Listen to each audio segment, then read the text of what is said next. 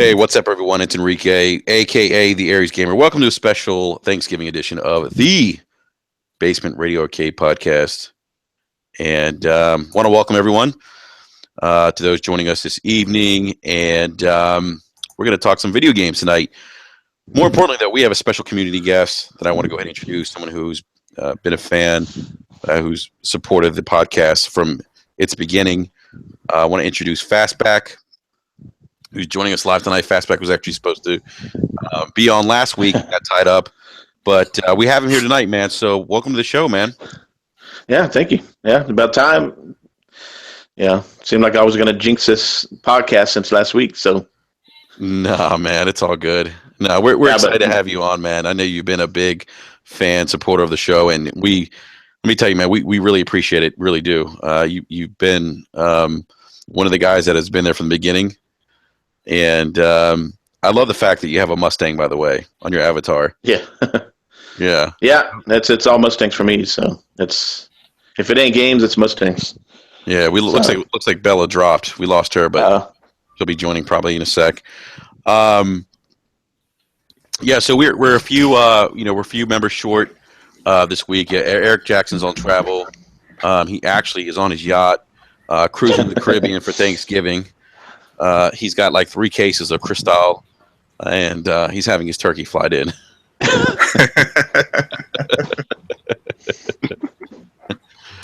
So without further ado, I want to go ahead and introduce our second guest and the first lady of gaming, Bella Rise, and we've been privileged and lucky to have her for I think this is the 3rd week in a row now, right? I am a glutton for punishment, yes. Always a pleasure to be here, gentlemen. But that's why we love you, though, because you always come and hey, you know what? Last week you kind of helped steer the ship straight. yeah. We sprung a few leaks, but we got there. Yeah, we did. So we thank you for that. With Sam's recommendation of Steel Reserve, I had a Steel Reserve, and it didn't go down so well. Are you still blaming Sam for that? No, I told you he would. I'm blaming. In like 6 years' time, he'll be like, "Remember that one podcast where Sam made me drink that drink from the other side of America?" Yeah, no. Full disclosure: Sam did not make me drink. He just recommended it, and I went with it. And it was. It punched me right in the face, like literally. I don't know what happened, but all of a sudden it's like boom, right in the face. Lightweight. Yeah, I was just about to say, I know what happened. Cadbury. Yeah, exactly. I'm lightweight, so yeah. So, and without further ado, I'm going to go ahead and introduce the rest of the cast. Speaking of Sam, we have Sam Tolbert on again. Sam, what's going on, buddy? Hey, doing pretty well. Lots of same old. Been digging into a lot of different games. Hopefully, we're going to have some good game talk tonight. Lots of interesting news as well. Yeah, and we'll start off the podcast too with what we're playing as well. But also want to introduce B Money. Hey, what's up, everybody? It's always good to be here. Ready to talk about these games, man. Hey, B Money, I got to ask you a question, man. Did you call the 1-800 number for the Juicy J thing? I did not yet. I did not, man. Yeah, I'm not gonna lie. I was looking at the picture that you sent me, and I thought about calling because I was like, you know what? I want to go to the family party. It would be nice to party with Juicy J, man. You know he's a wild guy, so the party would probably be insane, man. Yeah, I just want to hang out with 3-6 Mafia and Juicy J. I bet you that party's a lot of fun, though. Oh, of course, man. Without a doubt. Yeah, but all right, why don't we get to what everyone's playing right now? And hey, this podcast, ladies first. So, Bella, what are you playing this week? Everything. I've been playing a lot. So I don't know. Did we wrap up Gears 4 technically this week, Sam, or was that last week? That was last week. That was last week. All right, so this week then we wrapped up the Halo 5 campaign as a part of the celebration of 15 years of Xbox and Halo. Been playing a bit of Skate 3 now that it's back compat. It's just such a fun game. Inside, I bought Inside in the Black Friday sales, and I sat down in the morning and put it on and didn't get back up again until I'd finished it. Hey, Bella, quick question for you. Yeah. What did you think, without giving any spoilers, of the ending? Okay, so here's the thing. You need to take a couple of days to let it sink in. The ending is, for want of a better term, very interesting. It's different. It's thought-provoking. And I, at the time, found the ending to be disappointing because it wasn't what I was expecting from it. It wasn't the closure I needed to get from that game. But after a couple of days went past and I was actually able to have a bit of a think about it and, formulate my own theories on what I think was actually going on and the underlying message behind it, the ending actually makes a lot more sense to me now. And I think one of the most beautiful things about that game is that it is open to individual interpretation. You ask any group of people that have played it, and no one is going to give you the exact same answer about what they thought was actually going on throughout the entirety of the story. So, and for a game that has absolutely no dialogue either, it's amazing that they're able to convey so much emotion, dread, happiness. It's extraordinarily well done, and I can definitely see why it's up there as a contender for Game of the Year. Yeah.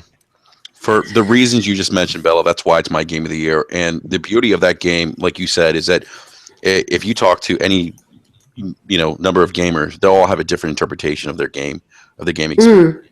And that's the beauty and magic behind it. We rarely get games like that these days. Yeah, well, what I would like to do eventually is maybe we'll leave it a month so that more people have had a chance to play it. And then I think we should get a panel together of people who have played Inside from start to finish and plaster all over it. Spoiler alert, do not come and listen unless you've played the game or you don't mind finding out what happens.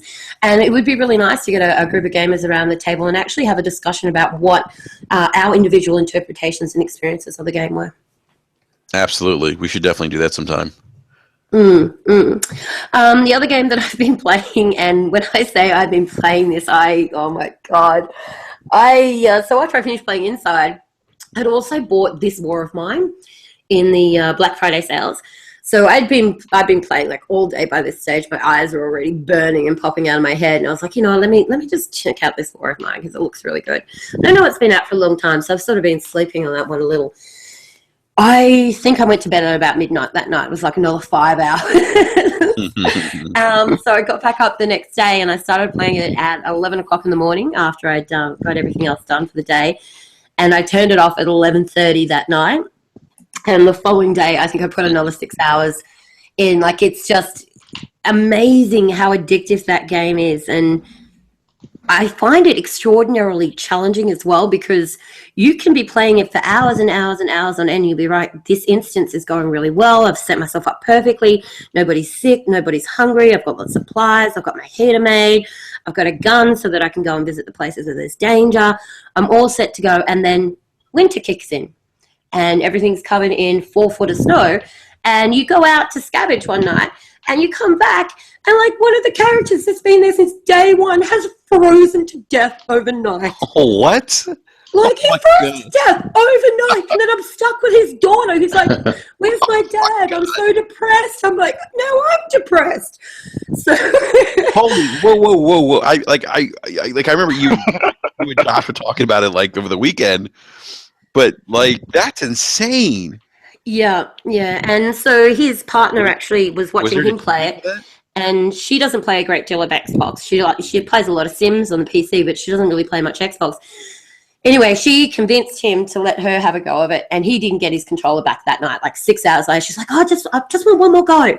So, so the following day, we picked that up for her on PC, and they actually sit side by side, and she plays it on the laptop, and he plays it on the Xbox, and they help each other out, which is really cute. This is Josh I'm talking about. By the way, big shout out to my man, Josh. Your bromance. So it's a really good game. I thoroughly recommend it. The other thing that I have been playing this week that I already touched on, but while we're talking about things that are a bit emotional and depressing. So anybody here who hasn't finished the Halo 5 campaign, just stop listening for about the next 2 minutes, all right?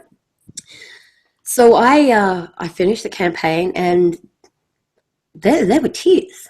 There was some, like, was I actually sobbing, Sam? Oh yes, you were. Yeah. There was tears for me too, and how bad this campaign was. No, for me, it was more so the fact that, like, the Master Chief's been a part of my life for 15 years. And knowing the relationship that he's had with Cortana over the years, and then to see how it wrapped up, I was heartbroken for John. Like, I was just uncontrollably sobbing. It was, yeah, lucky I'm a girl. I can only get away with that because I'm a girl. But I could see that, though. I could see that. Why you would. I mean, I caught a little bit of feels with that, too. Yeah. So anyway, that kind of wraps up what I've been playing on the Xbox One this week, or the Xbox One S, as I should say. So on the PlayStation 4 Pro this week, I've been playing a little bit of The Witcher 3. I always contain myself to how much I play with that in each sitting because I don't want to get fully addicted to it like I did with Fallout. Otherwise, it's going to be like another 400 hours of my life before I get to play any other games. Still kicking on a bit of BlazBlue, Chrono Phantasma, and Central Fiction. Absolutely love that game. Anybody who's a fan of anime and fighters, highly recommend you pick it up. If you do have a PlayStation, grab it on PlayStation. Send me a message with your gamer tag. Actually your PSN as it would be on PlayStation. More than happy to school you. I mean, game with you. So Challenge. Yeah. And the other thing that I've been playing on PlayStation is Dark Souls 3. Ooh. Yeah, so that's a game that I slept on for a long time, and now I'm finally really getting right into it. And oh god, it's so addictive, and it punishes recklessness at every turn. Like, so good. Yeah, it's really addictive, and in a dark and very gritty way. So really, really enjoying Dark Souls 3. Oh god, I've been playing a lot this week, so I'm just gonna. I won't give a rundown of what my experience of each thing was, or otherwise we're gonna be here for another 20 minutes. PSVR, I've been playing Riggs, Eve Valkyrie, Until Dawn, Hustle Kings, and Trackmania Turbo. On the PS Vita, I've been playing The Walking Dead. On the PC, I've been playing Epsilon, and as per usual, on my mobile, I've been playing Twitter. There you go. There you go. I was just waiting for more games. Bella, you've been a busy bee, as they say. Yeah, well, I mean, I'm taking full advantage of my time off work. That's for sure. Making a dent in that backlog. Yeah, well, Bella, we gotta run some Dark Souls 3 because you've been putting in some work. So, I think John and I we talked about doing it, but we never had the opportunity to do it just yet. And I'd like to run through it with someone because, I'm not that good at Dark Souls 3. Full disclaimer. No, that's fine. I mean, I'm more than happy to take you through it. The people that I play it with have put like anywhere between 90 to 120 hours into Dark Souls 3, so they know what they're doing. Yeah, definitely. So, well, why don't we go to our special guest tonight, community guest Fastback. Fastback, what do you play, man? Well, actually, right now I'm playing Inside, so I just picked that up not too long ago. Nice. And I'm loving it. I played Limbo a few months back, and definitely love the way that went. Some of those puzzles was like, geez, I actually had to cheat a couple times and look to see how others went through it. But on this one, just from the start, it's just like, with that game, no dialogue. You feel for this character, just the surroundings he's in, and just just what's going on in the world. So I'm really enjoying this. Over the weekend I was playing Battlefield 1, trying to get through the storylines, and I really enjoy playing the stories on Battlefield 1. This one's my favorite. All the different characters. Oh yeah, definitely. You got the storylines, different areas on the countries, and the flying mechanics in there. Really, it's fun. Yeah. I agree. They did a great job with the story. Yeah. And I've done a little bit of multiplayer on that. Of course, I get my butt kicked. I'm not good at FPS, but it's just fun running around. Also, I've been hitting Division a little bit with some of the NLG guys. Hang on. Back up. You've been playing what? You trying to bring that game back from the grave? Yeah, the Division. Well, actually, the Division has had a couple of patches, a couple updates. I think the last one was 1.4. I think there was another one that came out. But it's actually to be some goddamn big patches, man. It's pretty fun. I mean, it's fast paced. It seems like it's fast paced. Some of the AI in there, they really come out to you. So it does make it challenging. And of course, I'm not level 30, so I've been trying to get to that. These guys are already level 30. But it is fun. Just get in there and pick it up once in a while. So. Oh, that's the first time I've heard anybody say that about the Division in a long time. Yeah, it's fun. Yeah, I mean, we've been hitting it. Some of the NLG guys, HTK and Madzu. Yeah. And of course, once I get on vacation, I think I'm going to look for these Black Friday deals. Try to pick up Watch Dogs 2 and maybe Mafia 3. Get through that this holiday. Nice. Yeah, that's funny. I haven't heard anyone really talk about what's it called? The Division. Thank you. Actually, I got the New York DLC for Destiny. I got 3 guys on my deal playing it right now. HTK, Madzu, and Supergroup. Wow, they're still on that game. That's crazy. Yeah, they've been going back and forth. So, yeah. I used to run Division with HTK quite a bit, actually. Actually, I think that's how I started gaming with him. Yeah. But yeah, the good old days when Destiny and the Division used to be good. Destiny's still good. I still haven't jumped back into Destiny. So. Yeah, Destiny's getting repetitive. They need to add more content. Anyway, I don't mean to hijack your games. No, you're good. Yeah. No, that's about it for now. Once I get on vacation, take that week off in Christmas, I can get some of that backlog too. Yeah, and get some of those Black Friday deals, which we'll talk about later on as well. The thing is, you won't though. You're going to do the exact same thing the rest of us do, and you're going to buy more games and play them, and the backlog's just going to get bigger and bigger and bigger. It's what we all do. Yes. Yeah. I'm trying not to do it. I've been disciplined recently. This is why, I just barely got to Inside, and then I didn't play Limbo when it first came out, so just trying to catch up. Yeah, no doubt, man. No doubt. Why don't we move to Sam? Sam, what are you playing this week, man? So I've been playing a lot of Gears competitive mode. I'm doing pretty well. I'm getting close to my first re-up.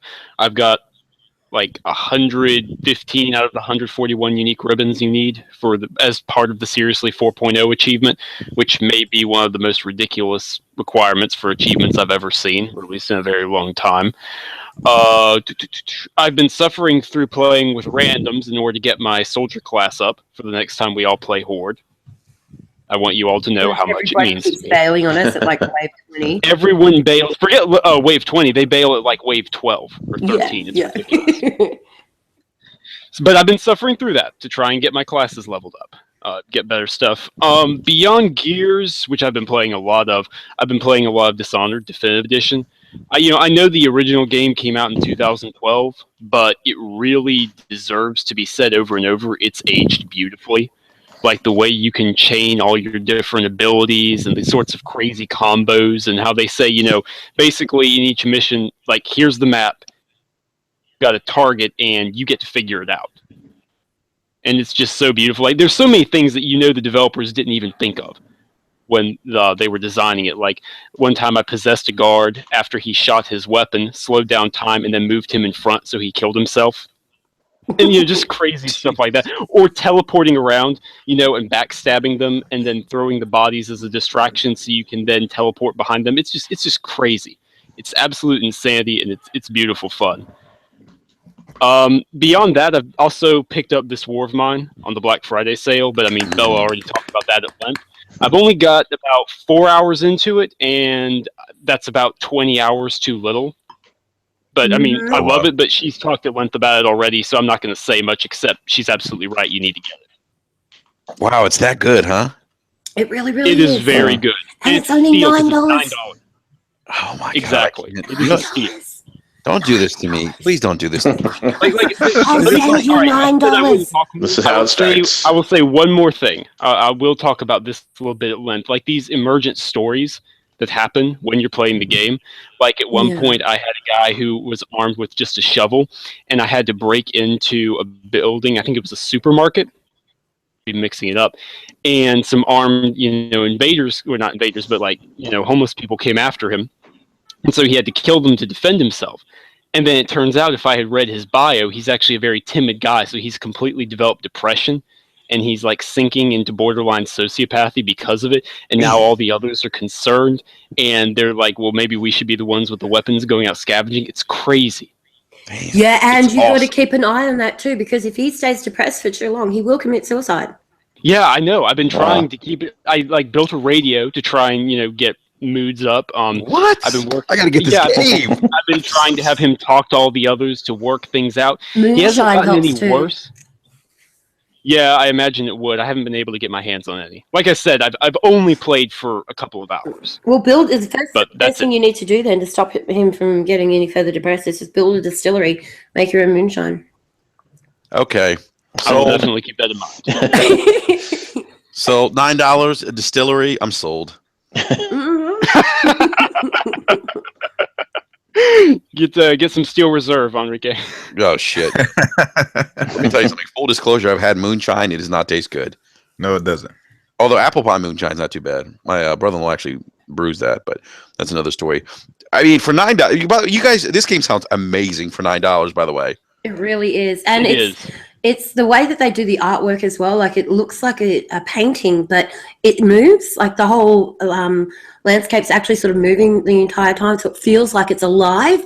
But you're looking at, it's like looking at artwork, like a hanging on the wall, something that somebody's very artistically drawn or painted, but it's moving and it's alive. And then, like you can hear the rain outside of the house pelting down, or you can hear the snow and the wind hitting up against the side of the house. And it's just it's amazing. And depending on the instance that you're in as well, you might have a house that has all the walls intact, or maybe one side of it might actually have a section of it that's been blown off by a bomb. So you want to have a real think about where you're going to put all your beds and your heaters and everything, because you don't want them to be on the other side of the house where there's a higher chance of keeping the temperature up. What? Mm-hmm. Yeah. Wow. It's crazy. I love the attention to detail. That's crazy. So is this? I'm assuming this is a small studio indie game. Yes. Oh no, well, God. I mean, I guess it is, but it was technically published by Deep Silver. So I mean, if you want to get finicky about it being an indie or whatever, I'd say it's an indie still. But yeah, I mean, it may have been published by Deep Silver, but the studio, I believe, is War Child. Mm-hmm. I can find out. Where are they from? Anyone know? I don't know. Nope. I was too busy playing the game to look it up. The studio that developed it was 11-Bit Studios, and they are in Warsaw, Poland. Man, there is a video game renaissance going on in Poland. Can we say Gotta get that tax money up over there in Poland, man? What do you say? They get those tax breaks. So, Yeah, that's why you see seriously. that boom over there now. Huh. That's crazy. I'm gonna have to buy this game now. I'm sold. Yeah, it's really good. It is worth every single cent. And this is how I get backlogged. I tell you what. I mean, hearing stuff like this is so exciting. And it's such. I've been saying this for a long time. Indies are doing a fantastic job this console generation. Oh, yeah. And you can hear in They Sam are. and my voice when we're talking about this game. Like, you can genuinely hear how passionate we already are about how invested we are in this game. Yeah. No, absolutely. I mean, it certainly comes through in how you were describing and talking about your gaming experience. And even just listening to Josh when we were on Gears the other night, the party chat. I mean, he was like, I remember him talking about the couple that he ran into, the old couple. Yeah. And he felt horrible. Yeah. He felt terrible, but then he went back and they were dead. I guess because he started. Yeah. No, and like his missus was watching him and she's like, don't take everything, just take some stuff. You've got to leave them with some food. You can't take all their food. Like a video game. And she's like, no, it's elderly people. You can't take all their medicine, Josh. Oh my goodness. Yeah, that's and that's the kind of experiences I think we just don't get a lot, especially from AAA games like Call of Duty. Yeah. And the other beauty of it as well is it's one of those games where you can all be in a party together. You can all be playing it. It's a single person experience, but you're all playing it together because you're like relaying, you know, oh, this person's at this stage and that person just died. You know, Pavel just came back mortally wounded. And, you know, how do I do this? And what's the best way to do that? So you're all still sort of playing it together and working together, but still playing individually. Yeah, I think any game that gives you choice like that is kind of good to like be in a party with other people who are playing it because you can kind of just bounce off each other and, you know, talk about different experiences. That's always nice. Yep. I agree. And this is in the Xbox also, right? Yeah, it's on sale at the moment on the Black Friday sales for $9. It's called This War of Mine. Okay. That Black the Little Friday Ones sale, edition. That Black Friday sale is legit right now. Yeah. Damn it. I just need to be left alone. Every time you get in a conversation with me, I'm just like, no, you got to get this. No, you got to get that. Yeah, like we're in party chat the other night. You and Eric were like, oh, get this, get that. I mean, wait. Well, you have to get that Metro bundle. Like, that's too good a price to pass up. How much is that? $9? $6, you right? You bought it already. $6, yeah, for the bundle. Wow. I got to buy it tonight. I haven't bought it yet. What? I know. You don't understand, but like, yeah, Mike. You're sleeping on it, and the sale's going to end before you get it, and then I'm going to make you buy it at full price because you slept. Here's the thing: I'm trying to be disciplined, as much sense as that makes, because Eric There's and no money discipline here, sir. I know, but Eric and money were like, oh yeah, Enrique's going to go. You know, he's going to go to Best Buy and pick up. You know, when buy one get one 40% off. I didn't do it. I held out because I'm so backlogged because there's so many games I have to play. But I'll get into that later. B Money, what are you playing, man?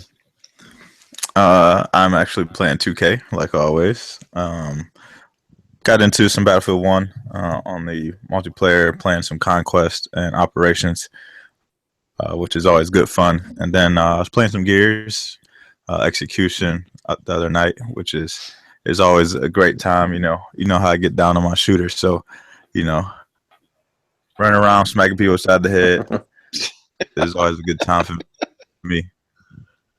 And then on the PS4, I've been playing Doom, trying to get through that. A lot of people were saying, you know, it could have been Game of the Year, so I figured I should go ahead and run through that and see what the campaign is about. And it's pretty good so far. Yeah. You know, a lot of people said that Titanfall is like a better campaign. I haven't gotten too far into Doom yet, but I think Doom is right up there as based on, you know, where I'm at in the campaign. So we'll have to see once I finish it. Games are great, so. Yeah, Doom is another game I haven't played yet. Oh man, you're sleeping. I was waiting for someone to make a comment. Yeah, I haven't gotten to it either. All right, I'm not the only one on the panel who hasn't got to it. It's on my list. To, both of you. It's a great single-player campaign. I still need to play Titanfall also. So yeah, I love playing those campaigns. I've been doing good things. What? I know. I can't keep up. Exposed. The family here, I'm telling you, the wife and the kids, they just. Yeah, you know, Fastback, I hear you, man. When you got, you know, other things going on. No, because I'm there. It's my life too. You know, I'm with them. I get it. You know, I get it. I try to get in when I can. You know. Yeah, I'm just teasing you, Fastback. I can't understand what it's like. Like, there's only so many games you can play at one time. You know. Yeah. Hey, I'm a hardcore net casual, so you know, neutral when I can. Yeah. But is he neutral? Do you have a PlayStation as well? No, I have a PlayStation 3, but I've been planning on getting a PlayStation 4 this holiday. So. Oh, that's really cute. You're another one of those retros. I know. I still got the GameCube and my old 360 and the Wii. Nice. I hear that, man. I hear that. So, B Money, is that it, man? Yeah, I mean that's pretty much it. I haven't had much time. You know, I got 3 kids, and I told you guys that I was gonna be busy over the weekend, running around the birthday parties, and went to go see Mickey Mouse live show. So I've been crazy busy. Was Juicy J there? No, Juicy J wasn't at that show, man. I wish he was. It probably would have been funner for me, but I just been running around with the kids, and now that they're off for Thanksgiving break, it's stuff for them to do so they can stay out of my hair. So yeah, I hear you. That's the one thing I'm looking forward to this week is the Thanksgiving holiday. Mm-hmm. 4-day weekend. Yeah, can't wait. I'm excited. But so as far as what I've been playing, you know what? I went back to Fallout 4, believe it or not, because I'm so backlogged. So I said, pop in Fallout 4.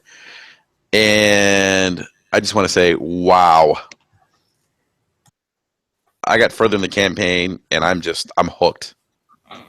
I mean... Yep, it drags you in, doesn't it? But something happened where I was like, wow. That's all I'll say, because I don't want to spoil it. But it just... Whereabouts are you at? I've made it to the institution. Yeah. I thought that was what you were going to say when you're like, wow. Yeah, it's a bit of a mind. Yes. F-U-C-K, isn't it? Yes. Yeah.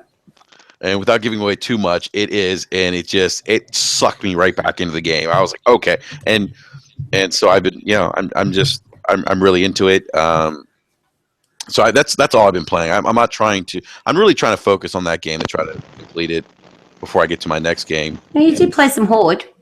Yeah, actually, you're right. I did play some Horde this weekend with Sam and someone named GGRGM, and B Money me. and Eric. I'm being a bit snappy, don't you? I'm right here. Just lean over. Actually, I didn't come up with that name, by the way. I don't care. Moving along. Big shout out to my man Josh again. Josh came up with that name. Josh is a good dude, though. Play some Horde mode, and we have yet to get to wave 50. We got to get to wave 50. We got seriously this weekend. We got to get to wave 50. You got to stop bailing at wave 25. Well, you know what?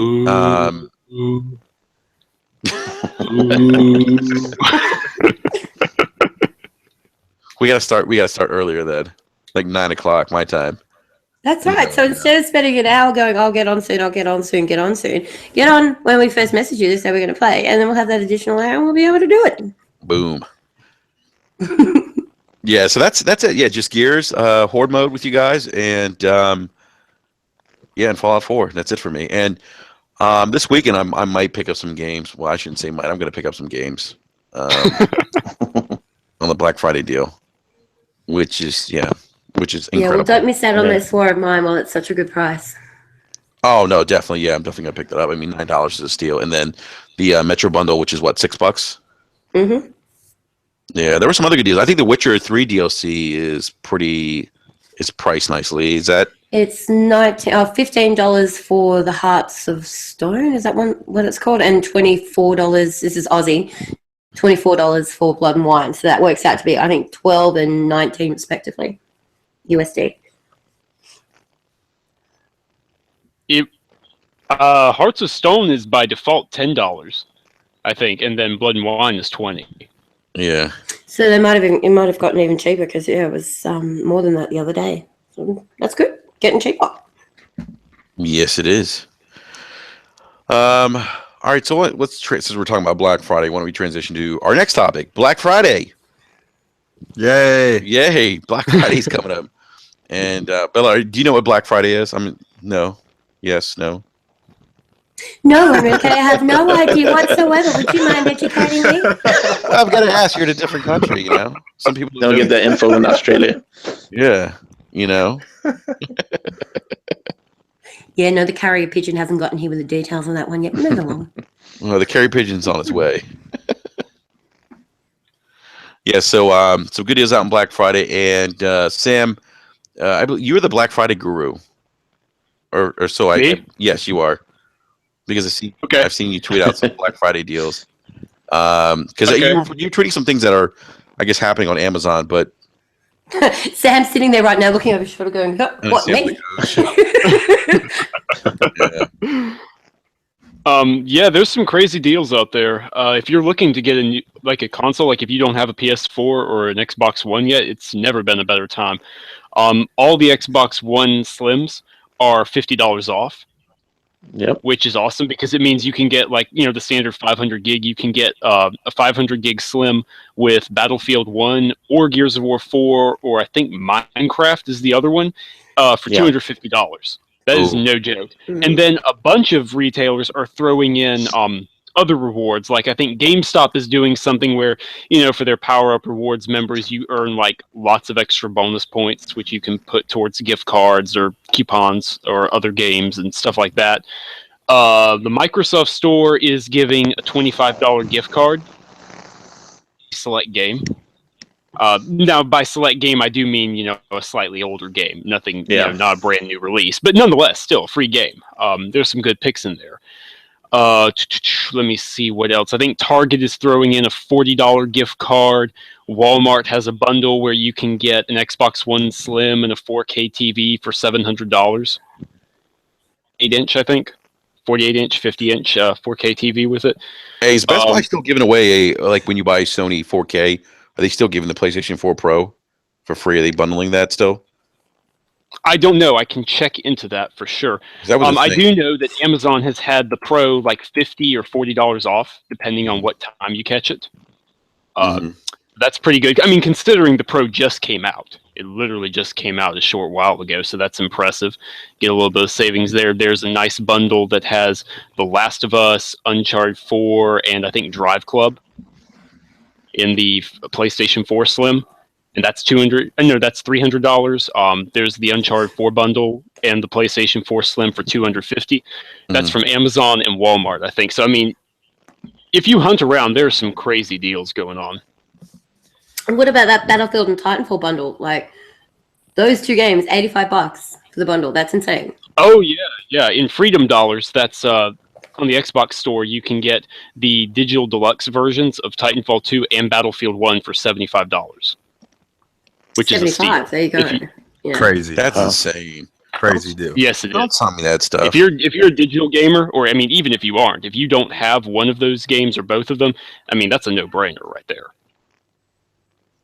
I'm just gonna set my wallet on fire. Yeah. And if you have the physical version, just re-gift it to somebody and go ahead and just buy it digitally. I said, there goes my overtime. Yeah. You're right. Let's get another job. I think we're going to have to get Enrique to go get his credit card and freeze it in a tub full of water in the freezer. So if he wants to get to it, he has to spend a day chipping through it with a hammer. Yeah, I got to get, the thing is I got a Best Buy card and, I'm part, and I also have the Gamers Club Unlocked, which is phenomenal, by the way. So I stay away from Best Buy because you get 20% off of new game purchases.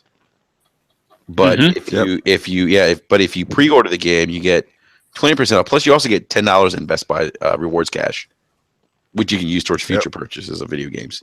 It's basically like getting a game almost half off. Yeah, I mean, it's if you're somebody who buys physical, don't go to GameStop. Go to Best Buy and get the gamer what's it called? Yeah, seriously. Yeah, because it's $35 for 2 years. But it literally pays itself back. 2 years. Yeah, it pays itself back right away. It's incredible. Yeah, Amazon Prime does something similar. The Amazon Prime gives you 20% off of pre-ordered or within the week of release games, which is nice if you they do. use Amazon for a bunch of other stuff.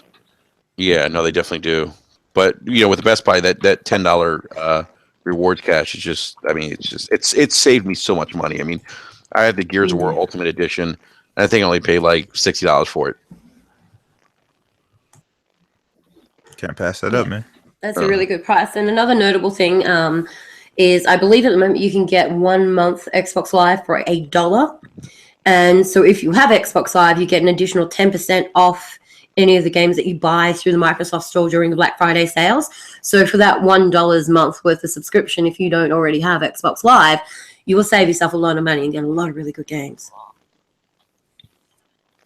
Sweet. Yeah, and if you are only on PlayStation actually just started their Black Friday sale, so you can head over to PSN and check out the deals that they have over there. They also have additional discount if you have PlayStation Plus, as well as additional 10% off if you use the special discount code that they have posted on the website. So insane deals over on the PlayStation side if you only have a PS4. I'm fighting the urge to check it out because I know what's going to happen. I'll just be like, I'm going to buy that, and I'll buy that, and I'll have one of those, and 3 of those, and one in each color of that. I can't. Yeah, I can't look at this stuff. I can't do it. Wasn't there a PS4 Slim and the bundle, the Uncharted bundle, for like $175? Did you just say?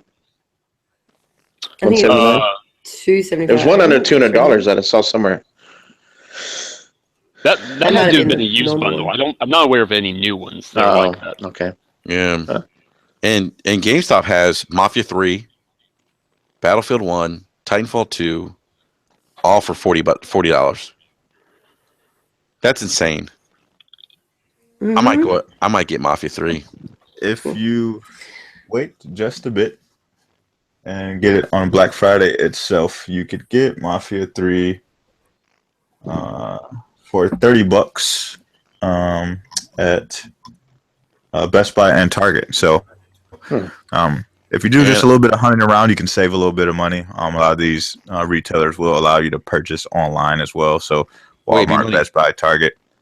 Does the Mafia 3 at Best Buy, can we stack the gamers 20% off? Yeah. I have not tried yet.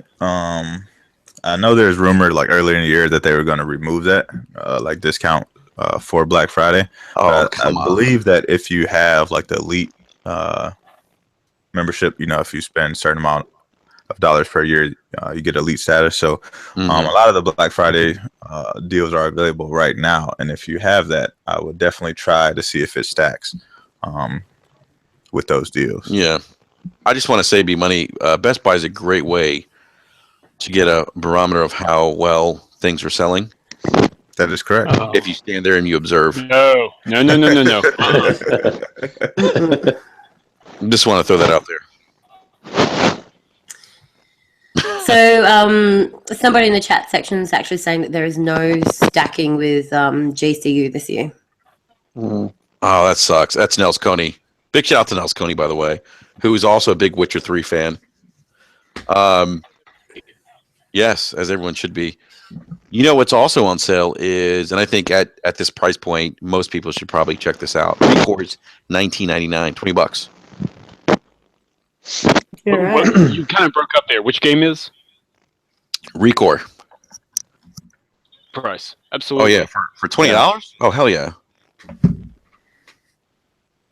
There's a lot. I mean, we've talked a lot about Recore in the past, but there's a lot of hidden gems, within its system. For $20, it's absolutely worth it.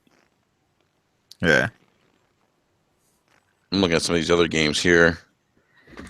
So, since we're talking about Black Friday, I'll ask this question to the panel. What are like your top 2 or 3 games that you're gonna pick up this Black Friday? Farming Simulator. Don't laugh. My brother has that, and he likes it. And I'm like, okay. No, I'm not gonna pick that up. I was kind of hoping that Dark Souls 3 would appear on Xbox at a discounted amount because I already have it on the PlayStation. I'd like to have it on the Xbox as well because I have so many friends on Xbox that play it. So it'd be nice to be able to play with them on there as well and not have to make the purchase twice. But I mean, so be it. If I have to, I'll pay for it full price because it's just such a good game. Damn it! What? I'm looking at all these deals. Stop! You meant to be running a podcast. Are you a host or not? Did anybody is Dark Souls 3 like super cheap on the PSN sale? I don't know. I don't know if it is. I have to check. I believe it is. Yeah, I'm looking at pre-owned games right now at GameStop. 3 for $20. Yeah, right. Yeah, I'm looking at games like Tomb Raider Definitive Edition, Sunset Overdrive, $9.99 each. both for free at one point. I mean, it's crazy. Dragon Age Yeah. Inquisition, $9.99. Yeah, well, I mean that's cheap as chips. I mean, Just want to Shadows of Mordor, $9.99. I mean, this is. I can't be looking at this. Don't do that. Close it. Dark Souls 3 is not on sale on the PlayStation Store or the Xbox Store, As which it is shouldn't. really surprising. As it should. It's a masterpiece. Yeah, but I Yeah. mean, come on. It's a masterpiece. It should be on sale at least by now. Yeah. Yeah. You know, Overwatch is $34.99. Yeah, see, now that's another one that I might pick up for Xbox because I have that on PlayStation and I love it. It's just so good. So, It's okay. yeah, that might be another duplication that I pick up. It's all right. You got Rise of Tomb Raider for $26.79. Metal Gear Solid 5, $29.99. So anyway, people, long story short, there's a lot of sales on. Go check them out. Spend a lot of money. Buy Yeah. games you won't play. It's awesome. Dels Coney in live chat says GameStop has Ratchet and Clank at $10. Anyone who owns a Wow. PlayStation, You don't have that. buy that game. Do it now. Buy that game for $10. Yeah, if you have not played Ratchet and Clank and you do not take this opportunity to pick it up at $10, you're an idiot. Yeah, they are. Michael Tolbert in live chat wants to know: did anyone else find the arena in Dark Souls 3? What is Bella? my brother? Oh, for God. Oh, that is your What's brother. that? I just realized that. Yes, it is. Hey, Michael, hi, Micah, welcome to House Neutral. Hi, brother of Rivia. Brother Rivia, I like that. Yeah. All-Star Gamers said they should make a train simulator game on consoles. My mind just went to the gutter when I saw train. Oh my God! Move along. What's Yes. the next subject matter? Yes, but no, Ratchet and Clank for $10 is a steal. Yeah, it is. It's It is. such a brilliant game. It actually is like a brilliant representation of why a lot of us became gamers and stayed gamers throughout the years, because it is just nothing but pure, light-hearted fun from start to finish. Yes, it is. It is. Yeah, it really is. That's another game where I haven't finished it. So Really? yeah, well, because I'm backlogged. Oh God! It's like you use that as an excuse all the time. You need to finish some games, son. Bella, son. Exposed. Bella's from New York. No, I mean, Bella. The problem is that what's funny is that I get into a game and then all of a sudden I get on the podcast and we start talking about games that are coming out and I go out and buy them, and then I just get backlogged, and then I just and then my gaming time's kind of limited, so I don't have the opportunity to go back and finish these games all the time. So I don't know. It's tough. First world problems, huh? Yes, it is first, and then I have two consoles. That's the other problem. Oh, you poor thing. Yeah, so I got I have the PlayStation 4, I have the Xbox One. Like, I'll tell you, life is tough. Talk about Yeah. It first world sounds like it's really rough in your basement. Hang on. All right, move along. I'm telling you, it's hard out here. Right, be money. It is, man. Yeah. So anyhow, point is, a lot of great deals. This Black Friday, even on TVs, if you're looking to buy a 4K TV. I know Best Buy's got a lot of great deals on TVs. Again, I don't know. Sam, did you look up if you're gonna look this up or not? If Best Buy is still giving away a free PlayStation 4 Pro with a purchase of a Sony 4K? They were doing that. I don't know if they're still doing that. I can't find it, but I looked up the ad and I didn't see a date saying that it was going to end. So they may very well still be doing it. I'm not really sure, actually. Yeah. Well, it'll be interesting to see. All right, moving along. Next topic. So this next topic is actually something that we were talking about in our private DM, the BRAP DM, as I like to call it, on Twitter. We were talking about those tentpole releases, big AAA releases that happen every fall holiday. And B-Money, you brought up an interesting point, and you had mentioned that maybe developers should start thinking about maybe spreading out the releases. We can use Titanfall 2 as the latest example of a game that was probably impacted more so by being released in between, kind of sandwiched in between Call of Duty, Battlefield 1, and that probably definitely having an impact on its sales. But I know, B-Money, you mentioned that maybe developers should start thinking about spacing things out. And I think Titanfall 2 probably would have benefited from that. But B-Money, give us your kind of thoughts, insight into why you think developers should space things out in terms of big AAA releases and maybe not focus on releasing games in what seems to be kind of a crowded fall holiday season. Yeah, I mean, it always starts off, every year in September.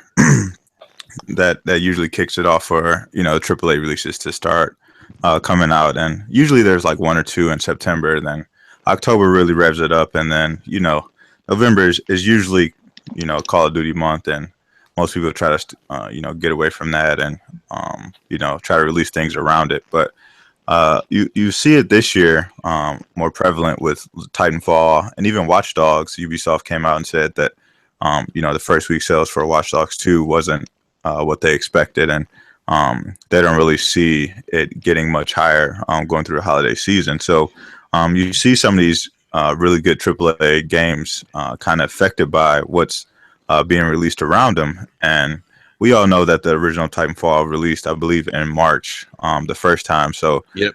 I think it would have been a good idea to kind of stay in that release window. I think the game really flourished there. Xbox gamers were really excited for it, and then PC gamers as well. And it really did numbers at that spot. Since there wasn't much out at the time. But you see a lot of developers come out and say that these games aren't performing as well as they expected, and you start to question why they don't choose to release their games in different windows. The biggest gaming event of the year happens in June. And it would be nice to see some sort of Christmas in July for gamers or something like that, where, some of these developers can kind of, take the momentum from E3 and kind of release their games, right after that or, pretty close to it, where some of the hype would be really high and, they might benefit from sales. I know a lot of developers don't like to do that because they feel the summer months are the dead months for gaming, and most people are out doing other things besides gaming. But I think true hardcore gamers will still go out and purchase games at that time as long as their quality releases being released. Yeah. Yeah. So I mean, if you look, let's just look at next year. If we just look at what's supposedly coming out for next holiday season, so we know that Destiny 2 is coming out, and it's probably going to release in September, similar to how the original Destiny released. All of their major updates have released in September, so you would assume that they would still follow that roadmap and release in September. We all know that Red Dead Redemption is coming out next fall, and you would assume that they would release that in October to kind of stay away from Call of Duty because they know that releases in November. So I would assume that would release sometime in October.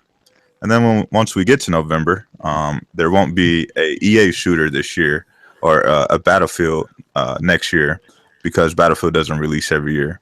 But what we will see is a new Battlefront game that is confirmed to be released next holiday as well. And EA kind of learned from their mistakes and have said that they will include a campaign in the next Battlefront. So Battlefront will be there along with Call of Duty. And those will be their tentpole AAA releases, for next holiday. So then you have to say, look at all the games that came out this year and how many more games next year that we don't know about that will release in that same window. Will those games be able to flourish around those big games? You know what I mean? Destiny is still super popular. People still run out and spend money on it. Me and Enrique being some of them. Yep. You know what I mean? And then, we know what Red Dead and what Rockstar has, that those games are really going to sell. And even though Infinite Warfare hasn't done, what they projected, it's still going to be one of the highest selling games of November. So they will continue to sell. And just like last time Battlefront released, it was a pretty popular game. at the time, and as they continue to release Star Wars movies, the hype will be there, and those games will sell. So I don't know if game developers are actually going to take a look at that and see where they can kind of move their games around and try to give a little bit more life to them. We see this a lot of times with PlayStation. They have set their games to be in the fall, and then they end up being delayed and pushed back until like the first and second quarter of the year. So I think Horizon was probably set to be sometime. Hey, Manny, you actually you've started roboting, my dear. Did I? Yeah, you started roboting. Did you move like your phone near your mic or something? I didn't. Interesting. We could still hear you enough to know what you're saying, but I just thought if you'd move something near your mic, maybe that was what was causing it. But yeah, keep going. No, but we know that Horizon is coming out next year, and I think with it released in February, March instead of sometime in the holiday, I think it'll flourish a little better in that open window. Yeah, very true. What are your feelings on that fastback? Yeah, just like thinking about Sunset Overdrive. Great game. That great game, and just released in the wrong time. If it would have released the following, year, maybe January, February, I think it would have done a little bit better. Yeah, that's Titanfall the other 2, game that you were playing. Sorry, keep going. You just what was that reminded again? me. You just reminded me. It sounded like Enrico was like playing basically nothing this week, but he also forgot. You just reminded me he has been playing Sunset Overdrive this week. Mm-hmm. Keep going. And Sorry, I forgot to mention that I was playing Sunset Overdrive. Mm-hmm. Yeah, I mean, backlog, you got to go back. Yeah. Titanfall 2, I haven't picked that up. I would love to play it, but I picked up Gears of War 4 and I picked up Battlefield 1, so that wasn't on my radar right now. So I'm sure there's a lot of people thinking the same thing. And now, if that was pushed, maybe December or January, then I would definitely consider picking it up. But that's a part of me also too wonders. Like I had another podcast I was listening to, Titanfall 2, the beta, when the beta came out, it got a lot of flack, a lot of criticism, and maybe if they would have threw another beta out after they fixed some of the issues, maybe it would have had a better received better. But I think some of the criticism in the community kind of hurts. Yeah, but some of these games, I think it's some of these so-called hardcore gamers, fanboys. They criticize, Titanfall because it's not only on one system. Green disc. And I think it's just a disservice to some of these games. Bella, why the sigh? That was no, me. I'm not trying to stop. I'm not trying to bring up Oh, I anything. thought it was okay. That was me. For everything. I'm blaming you, Bella. Sam, why the sigh, man? Just nothing. Just keep going. No, but I don't mean to bring up a sore subject or start anything. It's but okay. To me, it's just a disservice to some of these games out there. But yeah, I would like to see some of these games not all bunched up in October, September, and November. They need to put it at AAA in December. Throw another one in January. And also the devs. Do they really have full control on when these games can be released? I mean, is it mainly EA, the publisher, and it's up to them, isn't it? It's the publisher. It's a great question. It probably is the publisher. I mean, but even with Titanfall 2, I mean, see, even like EA is a publisher, I just don't understand why they would do that. I mean, they have Battlefield 1, which is selling well. But why would you release a game in between one of your other big AAAs, and then they gambled and they gambled wrong? Yeah. But I mean that's. I know it's idiocy. It really is pure idiocy. To me. But I mean, stupid decisions have been made by people of power before in the gaming industry. Unfortunately, that's the way the world turns. I mean, we saw. Look, Uncharted 4 released in April, sold what 2.4 million first week. 2.7 million Yeah, first week. yeah. 2.7 million. 2.7. And some And people then didn't that one get? It also got pushed back. It was going to release Yeah. around the same time Quantum Break, and then they got pushed back a month, right? Almost a Actually, couple it weeks. got pushed back 3 times. Actually, Yeah. Yeah, it was originally which is supposed smart. to be late 2015. Yeah. Yeah. It was smart. Going against Fallout 4 front in 2015, Yeah. it would have been Uh-huh. slaughtered. Oh, Yeah. yeah. And actually, B Money in the DM, you said, I don't think we chatted about this before. You mentioned that anybody who's thinking about launching against Red Dead Redemption 2 should just, yeah, Get out of the way. Just move. Just move. It's over. yeah. And B Money, you said there's another big AAA game that's out now that's going to get an update. Yes. There is some rumblings in the world. So if you are an Overwatch fan, there are some rumblings that there will be some sort of update to it that will bring more content to the game. So just keep your eye out on that, and just remember who brought it up. And what kind of content is this, B Money? Is this maybe a story? Yeah, something like that. You know. Could be on the campaign front of some sort. Are they just going to string all the CGI scenes together and make a short movie? That's terrible. If anyone could get away with that, it'd be Blizzard. Well, yeah, and because the CGI scenes of that are so good, all you would have to do is just make a little 30-second transition thing to slot in between every 5-minute CGI, and you'd have a 45-minute video that was a lot of enjoyment to watch. I'll tell you what, Blizzard supports the shit out of their games. They do. Yeah. Yeah. I mean, you have to love what they do for gaming. They just support the shit out of their games.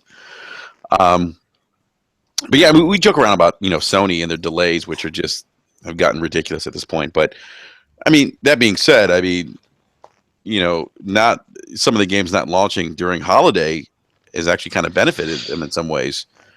With Uncharted 4 being an example, we had Until Dawn, which launched in July, August. Yeah. I thought it was September, but I can find out. I want to say I thought it was August for some reason. And then Bloodborne. Yeah, Bloodborne launched in March, sold very well. Mm-hmm. We're going to have, Horizon Zero Dawn, which is going to launch in, is that February or March? Because I know Persona 5 got delayed. February is actually looking pretty crowded now. Yeah. Yeah, it is. February is actually pretty packed, to say the least. Fuck, we have Persona 5 and Persona moved to April. Oh, that's right, got delayed. Persona was delayed. Damn it. Which is probably a good thing. If it's going to be crowded. Yeah, I'm complaining, but for me, it's probably a good thing. Well, I have Halo Wars 2. That's February. Yeah, it's going to be a busy month. Are you guys picking up Halo Wars 2? Heck yeah. Yeah, I think I will. Yeah, I'm going to pass. I'm passing. I gotta have at least one RTS game once in a while. Yeah. I don't think I've played an RTS since Age of Empires. Correct that. You say you pass now, but then you'll get into a party with us all while we're all playing it and having an absolute ball, and you're like, I better get this going. And you'll be like, They've got Creative Assembly working with them. I mean, Creative Assembly are the kings of the RTS genre now. They are. But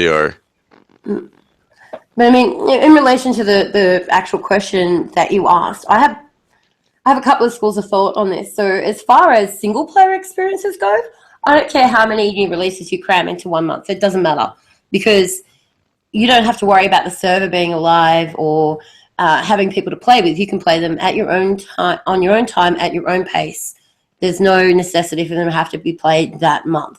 So cram as many of them into any given month as you want because it really doesn't matter. Mm-hmm. When it does come to multiplayer experiences, though, where you are playing games that are team-based, that is when it does become a problem because, so, for example, you can sleep on a game for 2-3 months and come back and the server might be still, really quite active and you have no issue getting a game.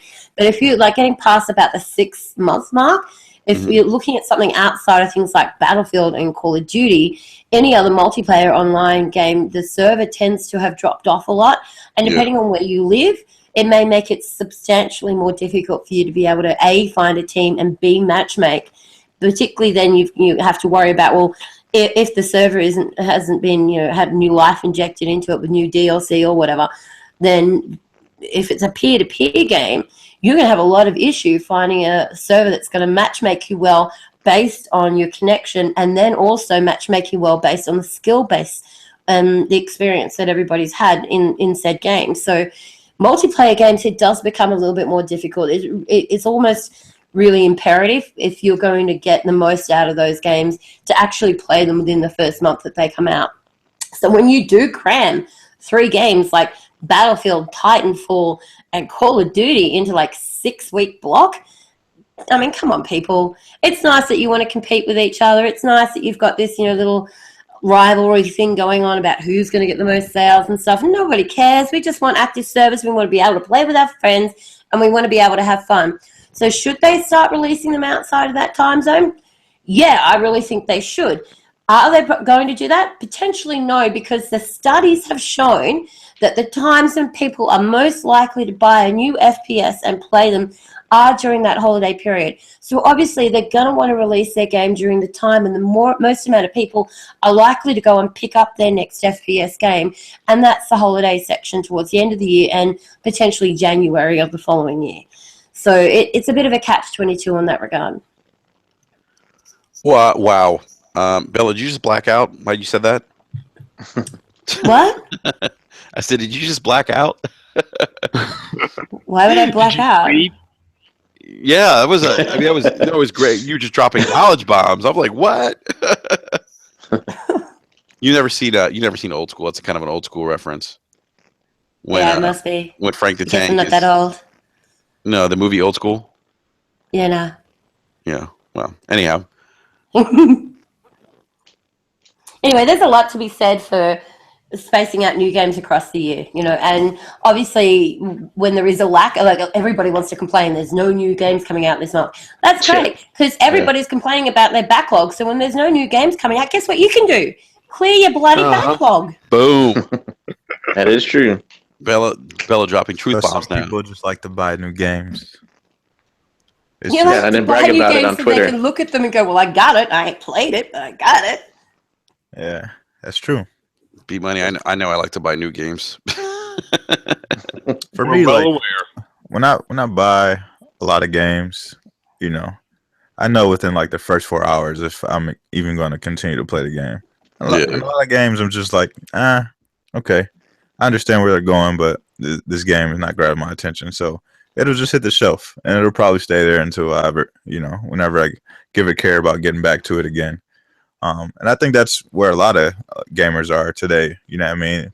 You see so much on like Twitter, or just in different gaming forums and stuff. Like people get bored with games so easily today, and they just want to hop to like the next thing and see if the experience is going to be better. You know what I mean? With the next title. So I think that's where a lot of people, like when you see the complaining like, oh, there's no new games or no new games, it's because like the attention span for gamers and just what a lot of these games are giving us is not as vibrant or not as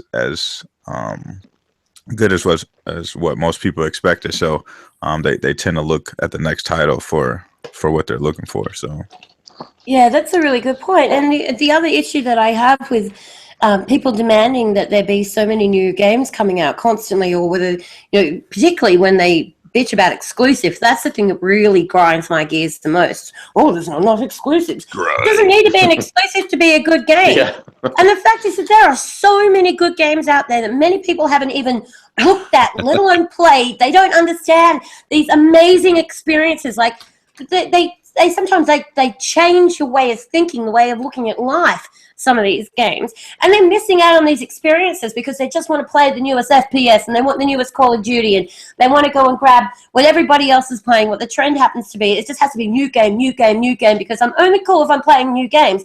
No, there are thousands of games, like some really bloody good experiences out there. Stop being so like using blinkers and having tunnel vision, and actually have a listen to what people are saying around you that have played video games for years and years. Ask what their opinion is of the best top 5 games that they've ever played. Go and have a look at some of those games. Go and try something a little bit different. Step outside of your comfort zone. Try a genre you haven't played before. It doesn't have to be a new game to be a good game. I just want to say something. PlayStation has no games. PlayStation just needs direction right now. That's all. That was a joke. That was a joke. Those third-party games don't count. Yeah. No, it wasn't Enrique because jokes are And usually. all the indies. What'd you say, Bella? Jokes are what? You said it was a joke. I was like, no, it's not because jokes are funny. That wasn't funny. Thank you, Bella. You're welcome. No, but that's a great point, Bella. I mean, you're absolutely right. You're absolutely right. I mean, it's people complain, but they're Oh, I know. and you know what? And it's funny because I used to be one of those people that kind of downplayed the indie scene a little bit until I started being a little open. Sorry, I started being a little more open minded, and I mean, if there isn't a AAA game out or a new game, there's so many games from small developers that are just as great. And we talked about Inside earlier, and for crying out loud, Inside is up for Game of the Year against some of these template AAA titles. One of my favorite games this year was Firewatch. I don't know if you guys have played that. I mean, I thought it was a fantastic game. There are these games out there that that people haven't heard of or, aren't advertised as heavily that people should definitely look into, and sometimes they don't. So there's definitely content out there to be found, and really good content that kind of flies under the radar. Yeah, absolutely. Particularly now that we're seeing the inclusion of VR devices more readily available. That is, it is, in my opinion, and that doesn't necessarily make it right, but in my opinion, VR is going to be the future direction of gaming. There are some games that I have played on the PSVR that are absolutely mind-blowing. And to be able to, there's one thing to sit down to a video game and be playing it for a few hours and then realize, hey, I've been completely immersed in this and I haven't, thought about anything other than this game for 4 hours and the sun's down and I haven't eaten. That's one thing, and that's always an amazing experience to have. But it's completely another when you put that headset on and you're literally ripped out of your lounge room and into a completely different reality. It is amazing. And I cannot speak highly enough about how brilliant VR is. So if you are tired of all your games, like if you play that many games, there's nothing for you to play in your PlayStation, nothing for you to play in your Xbox, go and get a PSVR because there are some amazing games. Go experience those. Bella, needless to say, you're a big proponent of VR. Oh yeah, I love VR. I think it is extraordinarily underrated. Not enough people are giving it the time of day, and I do understand that that's also because of the price tag attached to it. It's not exactly something that's affordable for the average gamer. Even a gamer who isn't, exactly, having to count their pennies. Even if you are a little bit flash with a bit of cash, it's still a lot of money to put down on. I mean, for the device that I have, the peripherals that were needed to go with it, and the half dozen games that I've had. In total, that thing's cost me 1,200 Aussie dollars. So it's a lot of money. And then you go ahead and you add a PS Pro to the mix because obviously that increases the performance of the VR device and it actually reduces some of the issues with the resolution of the device. Yeah. You're now looking at another $550 Aussie. So that's $1,750 that I've put into my PSVR to get the best possible experience that I can across the 6 or 7 or 8 games that I own. That's a lot of money. I understand that not everybody can go and do that. I mean, I don't frankly know how I managed to pull all that money together for it. I think it's just because I've been paying it off over several months to make sure that it was achievable for myself. Unfortunately, though, unless there are enough early adopters of these devices and these games, they are going to fade away a little bit into the background until they're able to mass produce the devices at a much lower cost. It's more feasible for a larger audience. That does concern me. That is a little bit scary because I absolutely love the device. I love what it brings to the table. I love the experiences that are available on it. And I also love the applications that can be used outside of the gaming world, like watching your movies or going deep sea diving on a safari and, David Attenborough presents. It's just awesome. It really is just awesome. And I really love the direction that things are headed in. We just need to make sure we support it to ensure that it sees its full potential. Yeah, I think if anyone hasn't tried VR, I will encourage anyone if they have the opportunity to do it because I had the opportunity to try PlayStation VR a few months ago, and the level of immersion that you get in VR isn't like anything you've ever experienced in gaming. And you have to experience it to have an appreciation for it. Yeah. You really do. I played the Shark Tank demo. Was it Eve Valkyrie? How much fun is that? Yeah, Eve Valkyrie. Eve Valkyrie was just. I mean, when you're shooting out of the, out of the ship into the space, and I was just looking around in space. I didn't even meet up with the group that I was supposed to meet up with. They all died, but.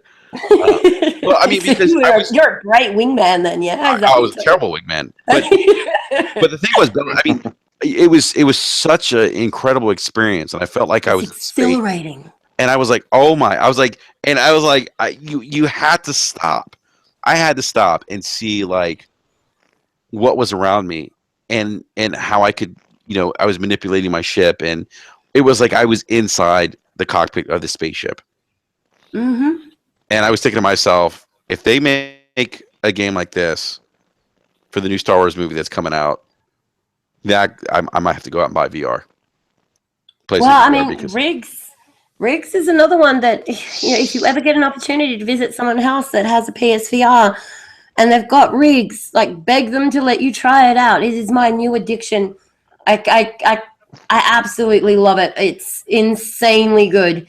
I've never... You know how sometimes you play a game and you feel like that game was almost made for you? You feel like it was designed to fit your particular gaming style like a glove? For me, that is Riggs. Like, it just, everything about it, the fast pace, the FPS element, the sports, the competition, it's just brilliant. And for me, it suits how I play perfectly, and it's, oh my God, I'm so hooked on it. Oh boy, you need to calm down there. You get a little excited. Not that kind. Not that I was kind. like, this is a family podcast, Bella, I might add. I'm talking about a video game. right. Get your mind out of the gutter, son. Yeah, well, but yeah, it's funny. I've heard people try to compare VR or make VR sound like it's a big fad, or compare it to things like Virtual Boy or the Nintendo Power Glove. This is none of those things. It isn't. It really isn't. Yeah, those were a fad for sure. Yeah, and if you're comparing it to those things, you don't know shit about gaming, and you haven't tried VR because you wouldn't say those things. It just needs the support to ensure that development studios are going to continue to actually put out games for it, not port games, but actually develop from the ground up games and experiences for the device. Because if there isn't enough people buying the device and buying the games, it's not going to encourage an influx of development studios to go, well, hey, maybe we should make a game for the PSVR or the Oculus Rift, So it's one of those tricky things. If you do have a VR, keep buying the games. Like, if you can afford it, keep buying the games, keep trying them out, keep giving your feedback, because we really do need to make sure that if this is something that you enjoy, if you want to see the future of gaming move in this direction, then we have to support it. Bella, and the thing is too with VR. I mean, VR is getting a heavy infusion of money in Silicon Valley. If you look at Oculus, I mean, obviously Oculus has the backing of Facebook. Jason Rubin, who came from Naughty Dog, is now, I think he's spearheading a lot of the, or he's head developer a lot of the games that are coming to Oculus. So, and he's even saying that a lot of the things that are coming out. And I read an article this past summer, I think it was Game Informer, when they actually talked to Jason Rubin, and he said that they're closer to providing the kind of games like a Skyrim, for example, in VR, that they're much closer than what people realize. And when I heard that from him, I was like, "Holy shit!" Like, we could be seeing some big things coming shortly, and obviously the biggest gains on the PC side, because that's where the muscle is in terms of hardware. Yeah. But I think if you're interested in VR, or if you're skeptical, do your homework. Read some of the things that Jason Rubin's talked about, and try it out for yourself. Absolutely, because that's the only way that you're going to really know for sure is to try it out yourself. I know a lot of people are concerned about the motion sickness element of it. I've got no motion sickness from it, and that's like I can be under that headset sometimes 4-6 hours in a hit, no motion sickness. So unless you're the kind of person that goes up a flight of stairs and like you're only one level up and you look down, you feel woozy, if that's you, yeah, maybe you might have an issue with motion sickness. But outside of that, you should be fine. Yeah. And, if you really want to get a good understanding of why I believe that VR is so crucial to the future direction of video gaming and why Rigs is such a brilliant game, tomorrow on realgamemedia.com will be a interview that I'm going to be posting that I did with Gorilla Cambridge, which is one of Sony's first-party studios, and they actually developed Rigs. So there's a lot of information there from the development studio that you can have a read up on, and it's quite compelling. Yeah.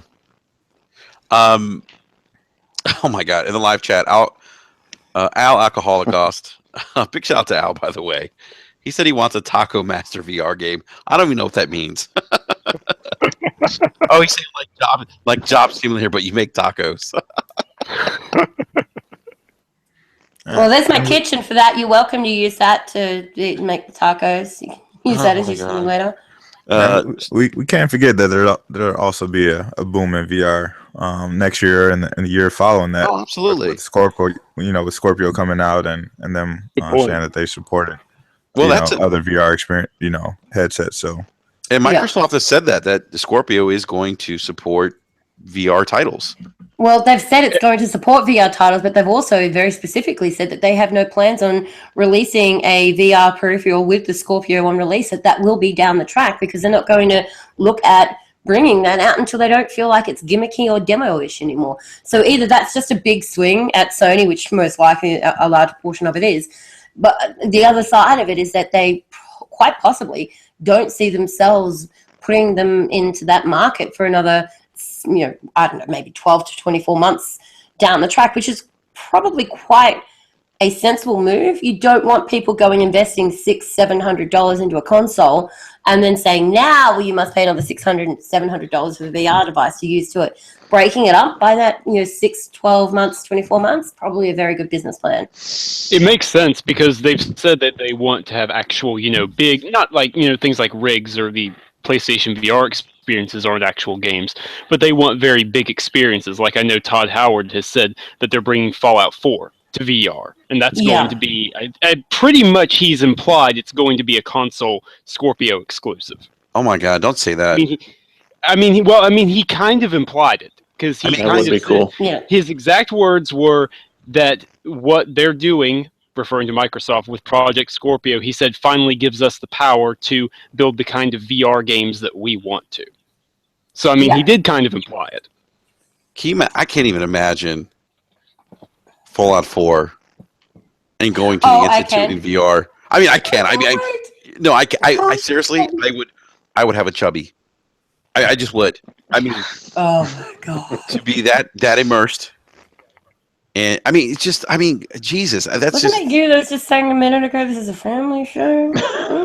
Well, it's after 10:30. This is the rated X portion of the show. Oh Lord! It's about to go down. But there's actually Chicken Spaghetti in the live chat said Everspace is fantastic. He thinks it could shine in VR. I've never played Everspace. Have you guys played that? I've never played it. No, I've never played that. Nope. Yeah. And actually, there was a game that was supposed to come out on Xbox that got canceled. That was a space game. I forgot the name of it. Was it Drift? Adrift. Yep. Yeah, Adrift actually on VR is, well, from what I understand, is the best way to play Adrift. It is so mind blowing on VR. But I can't even imagine Fallout 4. I can't even stomach that. That's just. That'd be awesome, though. Yeah, that'd be so awesome. Imagine like walking around the wasteland in VR. But then the other thing is, how long could you actually play the game in VR before getting tired and just wearing the headset? That's the other thing. Well, I mean, just like all the VR experiences that are available right now, I think it's going to vary person to person, probably. And is Fallout 4 going to be the entire Fallout 4 experience, or is it going to be something like with Tomb Raider where, you only get to... No, it's the full game. It is the 100% full Fallout 4 beginning to end. I mean, Bethesda games don't really have an end, but no, you will be able to do everything, is what they've said. Yeah, they actually had Doom. You could actually demo Doom in VR, and it was the entire game at E3. So, Did you play I think V1? I got a chance to play with Doom. I believe Fallout 4 was there as well, but like the line was like super long, and So you did play Doom on VR? yeah, but yeah, Doom ran native in VR. It was the entire game. So What was that like? I mean, it's exhilarating, it's fast paced. I mean, you definitely got to stay on your toes, and if you're someone who is prone to motion sickness, it probably wouldn't be a game that you want to play in VR. Jeez, I can't even imagine Doom. That blows my mind. Wow. This is how you get the VR going. I mean, once the big games that you're normally used to playing on a regular console, TV, they give you that VR experience on it. Start getting people on board. Yeah, that's true. That's true. And, and these things, like when new technology comes out like this, it doesn't, I think people forget that it's not something that is just automatically adopted by the masses. I mean, it takes time. I mean, you could go back to something like Xbox Live. In its beginnings wasn't anything it's not nearly where it is today. It's something that takes time. But real quickly, speaking of Xbox, I want to transition to our next topic. And I enjoy this VR conversation, by the way. I'm fascinated by VR. And at some point soon, I hope to have VR.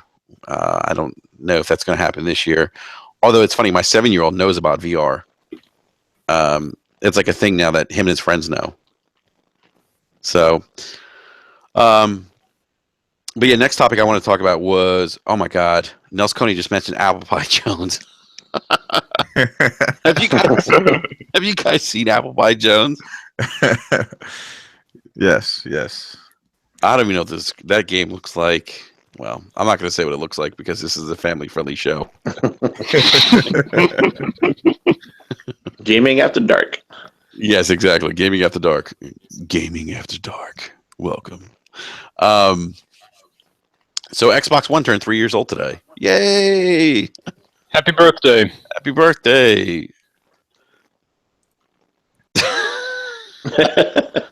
And that's that. And that's that topic. Bittersweet day for It's me. been a good system. Yeah, I wanted to. The reason I wanted to talk about this is because despite the issues of the reveal of the Xbox One, because I actually thought they had a pretty strong 2013 E3. They did. Their E3 was fine. Yeah, despite some of the messaging issues. Yeah. Beside, out in Don Matrick and. That was over 3 years ago, though. Yeah, 3 years ago. But I mean, I got to say, I got the console at launch. Despite some of the issues, I mean they've really turned this thing around. I think fanboys won't understand this, but you have to give them credit where credit's due because they were kind of handed a shit sandwich because of some of the issues, bundling the Kinect, the console launching at $500 with the Kinect. They've done. I think Microsoft has really done a great job turning things around. They have. They really have improved a lot of aspects of the UI. Although me personally, I think the UI could still use some improvement. I don't think it's as fast as it could be. But outside of that, I mean, and you look at the Xbox One S. I mean the design of that console. I mean, it's a beautifully designed console. It's probably what the Xbox One should have been at launch. Oh yeah, Phil Spencer has said that. Phil himself has actually said that the Xbox One S is what they should have launched with. That it is infinitely better. Absolutely, And I gotta say, much like it's interesting because it's almost like, with Microsoft and Sony, they flip flop this generation. We saw, Sony last console generation, they had the PlayStation 2, which is a fucking juggernaut, right? Mhm. They had their E3 and they told everybody to get a second job, and basically their fans will support anything, right? The power More or of less. power your refrigerator. You know what's funny, Sam, is that I remember people saying that about the cell processor, that it was going to feed off electronic or your appliances. Oh yeah. Jesus. But yeah, I mean, so they were on E3, they were on stage. By the way, let me tell you something. Sony, if you look at Sony's E3s, and I think about the E3 2013 when they did the was it sharing games with Yoshida and Adam Boys? You guys remember that? Oh yeah. Mhm. Yeah. So that, to me, that's not Sony's best like mic drop moment at E3. Their best mic drop moment at E3 was, I think, 1995 when they announced. I don't know if you guys remember that Sega had just announced. Sega had come out and announced the Sega Saturn, which actually launched today. How many years? 24 years ago, whatever it was, or 20 years ago, in Japan today. But Sega had come on E3 and said, we have this new console coming out. It's the Saturn, and by the way, it's in stores right now, right? And Sony and Sega announced the price. I think it was, I forget how much the price of the original Saturn was. I think it was maybe $400 at the time. It was pretty expensive. And Sony had come out on, and this, you guys can, like, if you guys Google this, you'll see the YouTube video. I remember. Yeah, Sony came out, I've seen it. and this is E3 when they had like podiums, like like little small podiums. They came out and said, PlayStation $299, and the guy walked off stage. That is the best Sony. That's the best mic drop moment ever at E3, ever. So, but anyhow, so yeah, I mean, I think that considering everything that's happened, I think they've done a stellar job, and they've really, I think, turned things around with the Xbox One console, the Xbox One S, beautiful console. I don't own one, Bill. I know you own one. Sam, did you pick one up? I'm probably getting one really soon. Is what I really hope to do. Yeah, B Money. I haven't decided yet. I'm still trying to time it right. Gotcha. B Money Fastback. Did you guys pick one up? Yep. I did not have pick up one. Oh, you picked up one fastback? Xbox S. Yes. Yeah. Yes. I do. I have the 1 gig. I wish I would have waited a little bit longer to pick up the the green one or the blue, but Yeah, I mean it's a beautiful console, and they've come a long way in 3 years. And as a gamer, I mean, you have to recognize that, and you got to give them their props. I mean, they came out stumbling out of the gates, but they've kind of turned things around a little bit. They really have. They really have. And considering it's Xbox's birthday, to you, Xbox, I would like to say, happy birthday to you. That sounds a little bit like Marilyn Monroe singing at JFK back in the day. That was what it was meant to be, yeah. I promise you guys, this is a family-oriented podcast. Just give up that shtick. Yeah, We abandoned that a long time ago. yeah. But even with Xbox stumbling out of the gate, I think they still had a great launch. You know what I mean? The titles that were available for Xbox Day One were pretty solid titles.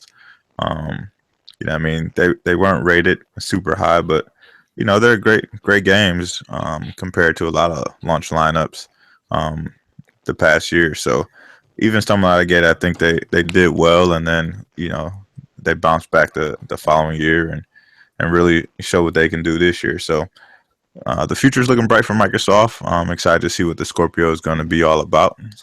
See if it's more than just beyond 4K gaming. So That's 6 We'll see. teraflops, though. It's all about the flops. Maximum floppage. Yeah. No, but I mean, B Money. I mean, you're right, man. I mean, it's interesting for me from a kind of historical perspective. I said earlier that they've kind of switched positions this console generation. You remember last console generation, Sony was kind of took a little bit of a backseat, and they really focused on first party. And that you see Microsoft doing that now.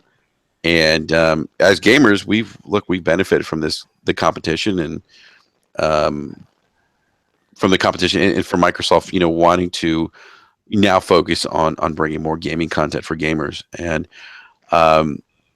it looks like they're going to continue that. There's definitely a lot of other games that are coming out, like exclusive content that's coming out. We still have Scalebound. We still have Crackdown 3, which I hope is better than Crackdown 2. Sea of Thieves. Yep. Sea of Thieves. Oh yeah. Yeah, I tell you what, I cannot wait for Sea of Thieves. That's gonna be some crazy fun. Yeah, like we talk about like party games. Like I feel like that's something we'd have a lot of fun on. Oh hells yeah! Day one. Tell you what, though, I'm gonna be drinking some rum. Oh good god. I'll get some Steel Reserve. Sam, I don't think. All right. Well, we're just going to put you as lookout then, if you. Seriously, I'm gonna be drinking some of the Kraken. I'm gonna be drinking some of that rum. What is that spiced rum? I don't think the Kraken is spiced rum. Is it? I don't know. I've never had the Kraken. I know the bottle looks cool though. I think I had it sometime, but can't remember. Let me tell you something. Rum is good. It is. Rum is good. That's all I have to say about that. And it's dangerous. By the way, I just want to say we don't promote drinking on this podcast. Not at all. Liar. Disclaimer. Well, don't drink and drive. How's that? We'll throw that one out there. Yes, do not drink and drive. Exactly, Sam. I'm a much better driver in Forza when I've had a couple of beers. You know what's Do funny? not drive in the real world. You know what's funny, Bella? I was talking to my buddy the other day. Big shout out to my buddy Shiz, who used to be one of my clanmates. By the way, this guy, Shiz, is probably one of the most talented gamers I've ever played with. I think you guys remember the game Blur? Yeah. Yeah, I want to say Yeah. Blur was a 360 game. I want to say in Blur he was like fourth in like the world on Xbox All Live. right. Yeah, I mean the guy is talented. But he said the same thing to me the other day. He picked up Forza Horizon 3. He's been gaming on that. Went back and got picked up Forza Horizon 2, and he said that he says I play better when I drink. Yeah. I play Call of Duty better when I've had a couple of beers. I don't know why, but maybe it's because You're I'm relaxed. slightly more relaxed. Yeah, calms your I'm nerves. not micromanaging myself. I'm just playing it. Let me tell you something. Before I had children, and I used to smoke recreationally, I used to play better with first person shooters. I was more focused. I don't know what it was, but I played much better. My KDR was better. Sorry. There was a time when your KDR was better. I would hope so.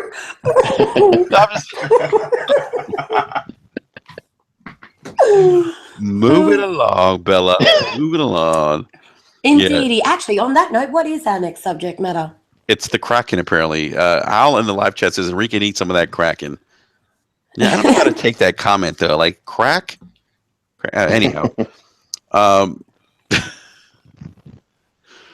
So, actually, I think that was our last topic this evening, was the celebration of Xbox One, 3 years of Xbox One. Does anyone else want to chime in on Xbox One? No, I think the Xbox One is like they said, you had the mixed message and 13, but overall, I think it's been great. It's Xbox S coming out, and now gives you that option if you want to have 4K. Like I don't have a 4K TV, but at least that gives me an excuse.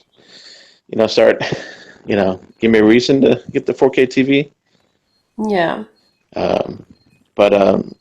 Yeah, I mean, it's exciting. And not like you said, the competition, the innovation that's coming out, it just makes things better. Gives us all a better reason to enjoy gaming. Mm-hmm. Yeah, So it there's no continually reason to forces be them to fanboys. Yeah. So No, absolutely, absolutely, and and the success of the Xbox One console, the Xbox One S, is going to hopefully push Sony too. But I know you said earlier that you felt like they need a little more direction. They need someone to right the ship. I don't know what Sony's doing over there, but So wait, they need to get it together. but do they need that? Look, they're number one console right now, right? Yeah. Do you feel They like don't need it, but they need it. Yes, they need it. you feel like maybe they become complacent? They have. They've They've gotten gotten comfortable.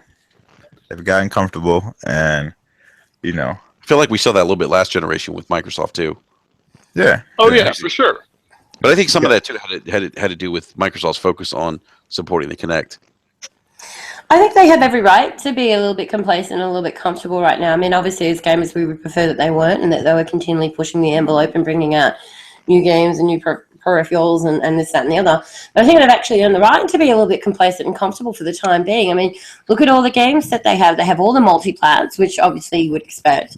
They have, some really good, solid exclusives. They've got the PSVR with some amazing games on it. They've just brought out the Pro, which just absolutely makes the experience even more better and enables for 4K gaming, like native 4K gaming with some games. Like, I think that they are in a position right now that is quite worthy of sitting back and putting their feet up and just going, you know what, let's take a breath for a minute. We've got the holiday season coming up. Let's just worry about getting these games we've got out the door and making sure that we don't have to delay The Last Guardian again. I mean, that's definitely true, but the thing is, it's very dangerous where that could lead from here. I mean, we've already seen them in the customer service realm, and even in the customer. They have customer service.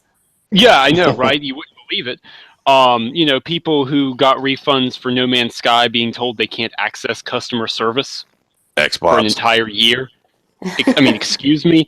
The fact that the whole mod issue, and no matter what you believe, the point is it was very anti-consumer, and it still is. Well, what they're doing with Bethesda's mod approach to consoles.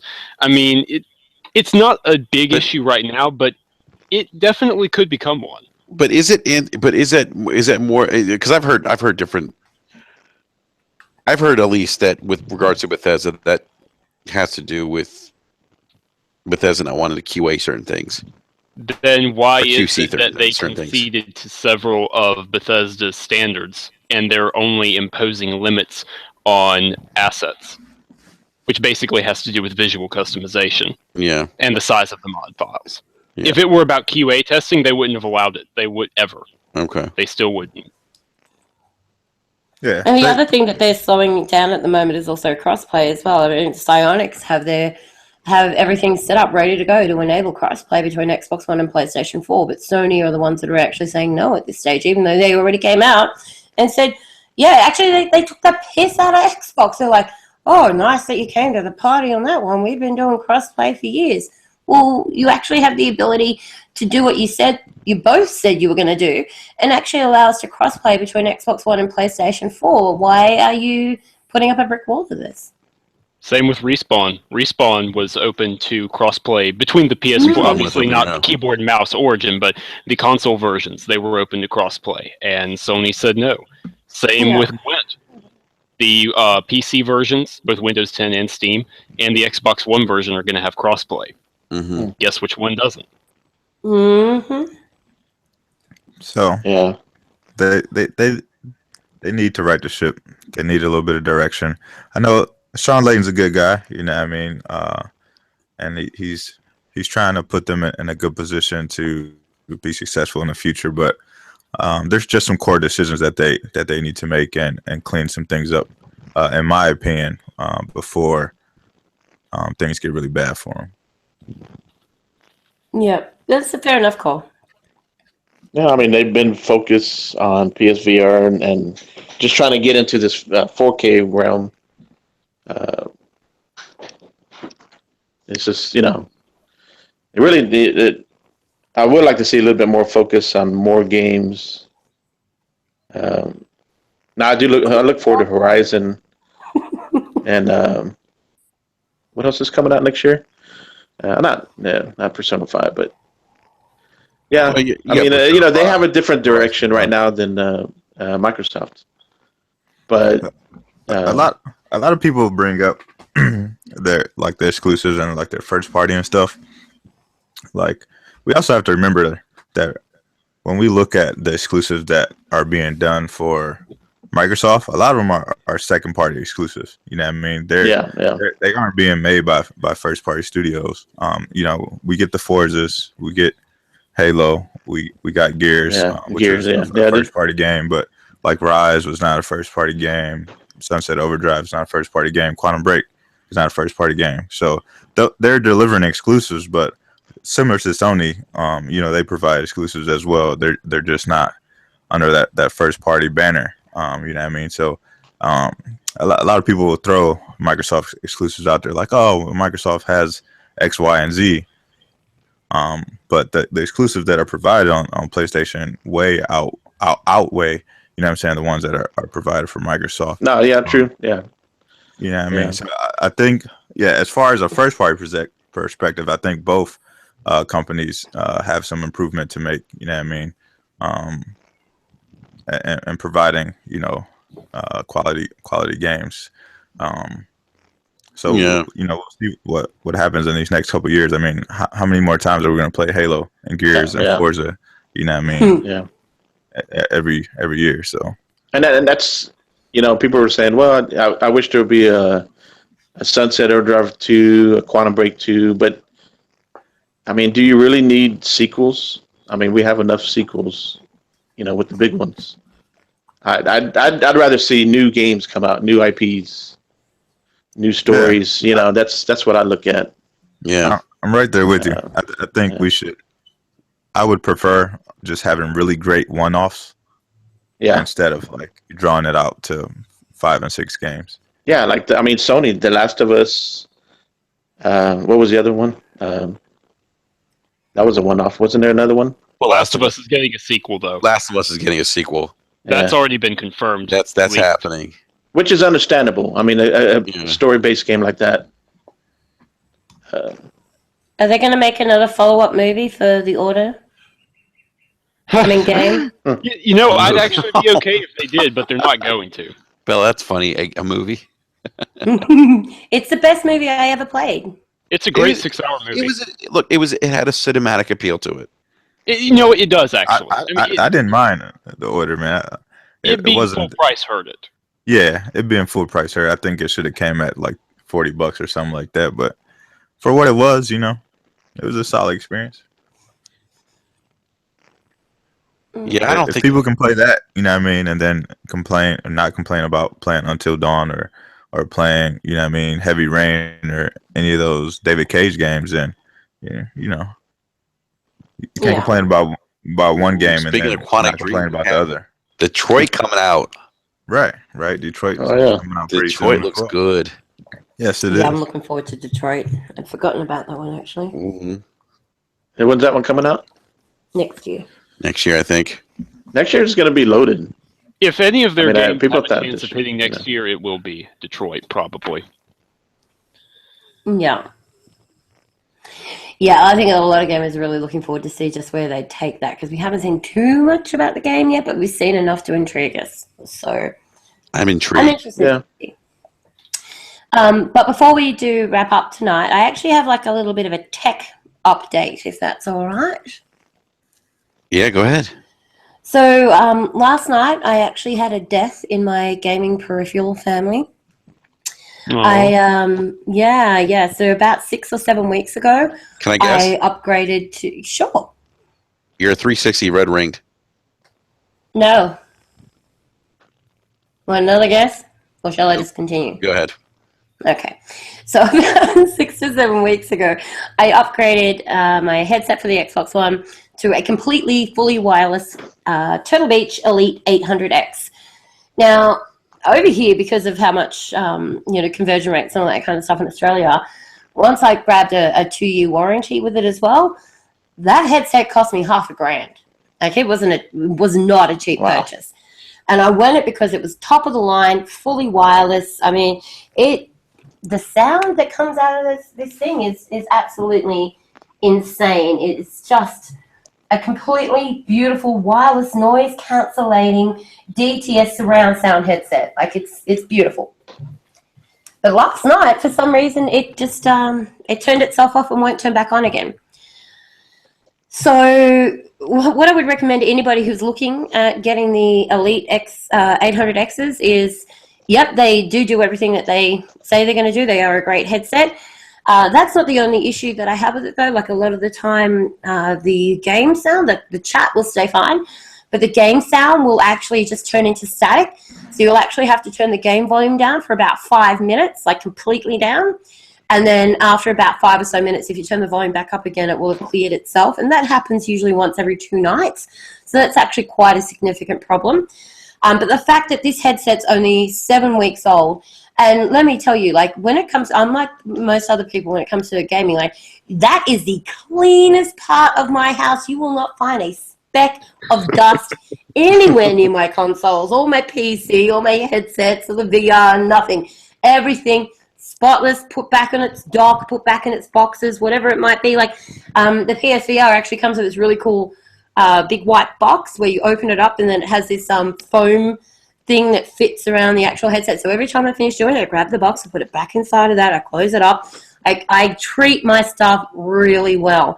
So there is absolutely nothing that I've done to this headset that could have, made for this outage in it. So that's a big concern. For something that is such a big purchase money-wise, I would actually, unfortunately, I'm going to go ahead just for the time being and advise against picking up the Elite 800X. Now, because I did get the 2-year warranty, I'm going to pack it up and I'm going to walk back in there and they will switch it over and give me a new one. So I'll be able to let everybody know in about probably another 6 to 8 weeks whether it was just a one-off, because as we know, when things are mass-produced, not everything comes off the assembly line perfect. So maybe it was just I got a bad headset. Who knows? Maybe like those PlayStation Pros melting. Oh, yeah, from the outside in. It's like magic. So once I have my new one and I've tried it out for a couple of months, I'll come back to you guys and let you know whether I've had the same issues with it again or not. But seriously, for the amount of money that headset costs you, if you do decide to go out and get one of those between now and my next report back on the second lot, please get yourself that extended warranty, because if I hadn't done that right now, 7 weeks in, I'm down $1,000 on a headset. Yeah. Well, I think as consumers, anytime you spend a lot of money on a product, get the warranty. Yeah. I mean, even with game consoles, you have to, because, like you said, Bill, anything that's produced in mass quantities, there's going to be issues. I mean, it's a numbers game. It's going to happen. Yeah. I mean, look at Johnny Five. Johnny Five. Oh my God. Yes, even Johnny Five. By the way, Bella, Al Alcoholicos in the live chat says DTS on that headset is superb. It really is. It really is. Like the quality when it's working fine, the quality of that headset is amazing. Like as far as outside of the couple of issues that I was having with it, sort of like unsyncing and that fizzing staticky noise that happened every now and again, the headset's beautiful. It's comfortable. It's lightweight. You don't end up getting, with some headsets, you'll end up getting like quite a bit of a build up of heat underneath the cups. Didn't really have any of that happening. It's just really easy to use too. Like once you got your head around exactly what buttons we're wearing it to, it's just so quick and simple to change modes, to mute, to unmute, to enable your Bluetooth, which will, connect to your phone so you can answer your phone calls on the headset. It is really, really, really good. And I think that's probably potentially why I'm so disappointed that it's only been used for like 6-7 weeks and the headset's died. So yeah, I'm really hoping that I just got a bad batch, but I'll be able to come back to you guys in 6 to 8 weeks and let you know whether I'm still having the same issues with it or not. Sweet. Let us know. Yeah, I have Turtle Beaches. I've never had issues with them. But I have the X something. I don't remember which ones I have, but I've never had any issues with them. But that's that's again, buy the warranty. Yeah, you have to. I mean, and that's I had an issue with my Panasonic, my Plasma, Where had I not had a warranty, I would have been screwed. Yeah, and that's the thing. Like, it's a lot of money to invest.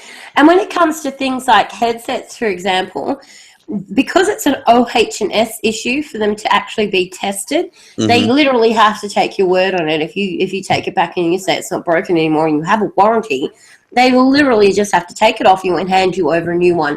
So the other thing, and I know this is a little bit sneaky, but the other thing that's really good to keep in mind is that if you buy yourself a 3-year warranty and you get to like the 2.5-year mark, you can always just go get a fresh one. Yeah, that's true. Actually, I've had friends who have gotten warranties through Amazon, and with their TVs, they've had like panels replaced or something on their TVs. When they get to like a certain point in their warranty, they said, "Oh, it's not working," and because they have a warranty, people have come out. Whoever they send out, Amazon sends out, will come out and replace certain parts in the TVs. Yeah.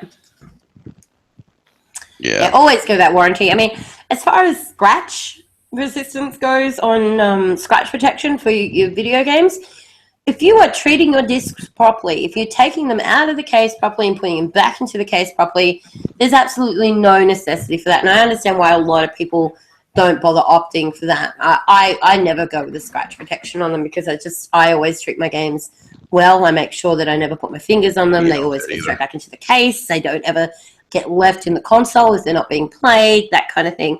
But when it comes to where you're paying in excess of like $200-$300 for something, if you don't put that extra $5 or $10 on there to get a warranty, like, that's on you. If that shit breaks and you don't have a warranty, that is on you, because they're not expensive warranties. And, you know, headsets will break, consoles will break, things like that happens. Like, you know, power surges. If you don't have a good, what do you call them? The power boards that have the surge protection on them, and you have a storm and lightning hits, you know, your shit can get fried. You've got a warranty, you're covered. You're good to go. That's why when I got my Xbox 360, I got a warranty on it. I thank God I didn't have any red ring problems, but I know a lot of people that didn't have a warranty. Yeah, and they were screwed. So that's Bella's tip for the week. Outside of scratch protection, don't buy into that crap. That's just all gimmicky. But as far as peripherals and consoles goes, always get your protection. Do it. Always. Now. Agreed. Real quick, guys, I know we're going to end the podcast, but I wanted to talk about one more game. A game that's 10 years in the making. That's coming out next Tuesday. Yeah. Who is excited for fucking Final Fantasy 15? Woo! I can't wait, man. Finally. Not wait. I mean, this is literally 10 years in the making. And I'm so excited. I'm just so excited. I can't remember the last time I was excited like this for a Final Fantasy game. Oh, it's nuts. Yeah, isn't it? and it's a bit of a the different option. game too. You know what I mean? So Yeah. it's gonna be nice. It will be, and they've buffed that battle system, and it's going to be so good. I mean, I actually have the option to go back to work next week or to have another week off, and I'm like, Final Fantasy. You know, Bella, Bella, I'm gonna selfishly say that you should take another week off so you could join us on the podcast again. Yes, that is selfish, and I will send you the invoice for what I would ordinarily be getting paid for that week. Shit! No. Go back to work. You already know. Like, you already know. You got that kind of coin? Yeah, go back to work. Yeah. Yeah, I can't wait. I mean, I've heard that if you're a Final Fantasy fan, you're really gonna like this game, and from people who've reviewed it. So, yeah, and the beautiful thing is that a lot of people that I've spoken to that haven't played Final Fantasy games before are actually saying, "Oh, you know, I'm not going to get it because I've never played anything in the franchise before." They're kind of almost intimidated by the fact that this is number 15, and they haven't, dipped their toes into the Final Fantasy river before. But you don't need to have played any previous Final Fantasy game to enjoy any of them. They're all set in a different world. They're all their own story. This isn't something that you have to have some sort of character connection or understanding of the back history of it. Each individual one can be played by anybody, you don't have to have played the previous ones. If that's the Yeah, case, because I am that way, I've never played a Final Fantasy game in my life. I will give you 90 seconds to sell me on it. Okay, Like, not why only should is it visually stunning, but you can get a car that turns into a ship, like a spaceship thingy. It flies. That And doesn't sound. I don't know what does. running around with your crew of homeboys. You know what I mean? There's some very hot trucker chicks that'll be in there as well.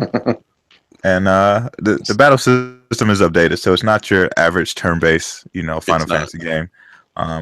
It's more action orientated. So if you like action games and maybe throw in a little bit of magic and spells in there, you'll probably dig into Final Fantasy 15. Yeah, and I mean, obviously it is a fantasy-based game, and I know that you like fantasy-based stuff. Plus, if you buy it, then we'll be able to be in a party and we'll be able to play it together. There you go. That's got to have sold you. Plus, there's multiplayer if you get the season pass. So Yeah, You buy that DLC. I have issues with that, but that's another conversation. yes. Yeah, We'll talk about that another time. Well, the thing is, I mean, Bella, you said we can all, play Final Fantasy in a party chat, but which console version of the game are you going to get? I am probably getting it on both, actually. So, yeah. B-Money? I'm getting it on the PS4 first, and then if it is good, then I will probably get on the Xbox as well. Because I don't have many friends on Xbox that are gonna pick it up to play the multiplayer, but there are a few. So if it's worth the second buy, then I'll pick it up there as well. Yeah. So, Sam, you've never played a Final Fantasy. Nope. No. I would only say play it because I feel like Final Fantasy is kind of a rite of passage for gamers. It's like Dark Souls, If you can't beat that first boss in Dark Souls, like, get out of here. Well, not necessarily for that, but because it's such a storied franchise. I mean, at least for me, going back to Final Fantasy on the Nintendo consoles, and Final Fantasy VII for the PlayStation 2 or PlayStation was such a coup for Sony, to get that title as exclusive, and that's one of my favorite Final Fantasies ever. I mean, it was just. I mean, I have it on my PlayStation 4 right now, and I have the Final Fantasy VII music on my PlayStation dashboard. So you say they're all set in their own world?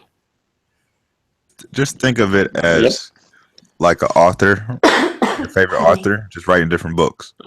'Cause that's basically what it is, That's a really good analogy, B-Money. That is, yeah, it's perfect. Yeah. So there are thematic and design elements that are similar, but none of them take place in the same universe? Pretty much. Pretty much. The way that his mind's thinking about it is correct, yes. Mm-hmm. Okay. So let me ask you something for the panel. For those of you who played the Final Fantasy games, who's the best Final Fantasy villain? Oh, God, we're going to be here for an hour.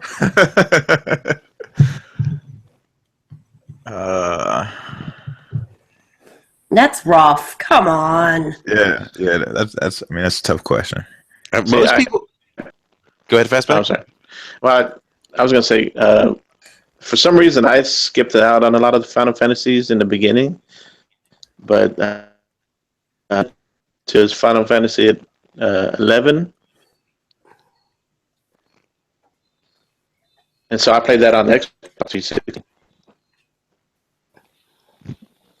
Hey, Fastback, you're botting out just a little bit, man.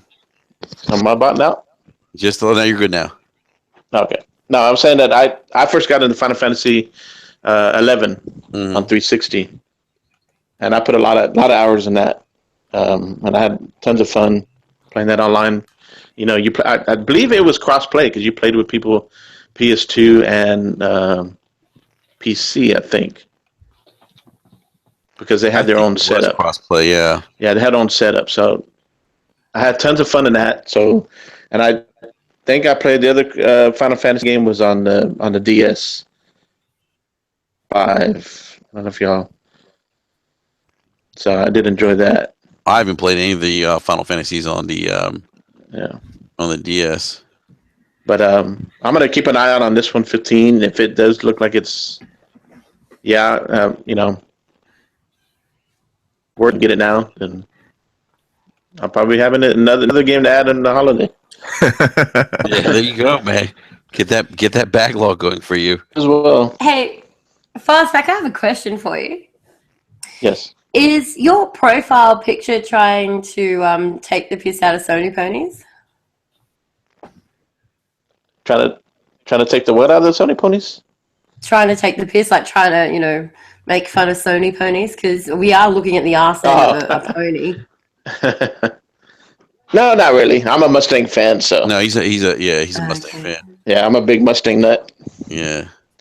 Not every. Yeah, Well, most no. people don't know that Mustangs are called ponies, so that's why I was like, Yeah, that is true. trying to do something a little bit funny here? No, not I'm not that clever. I'm not as clever as you, brother. Sorry, but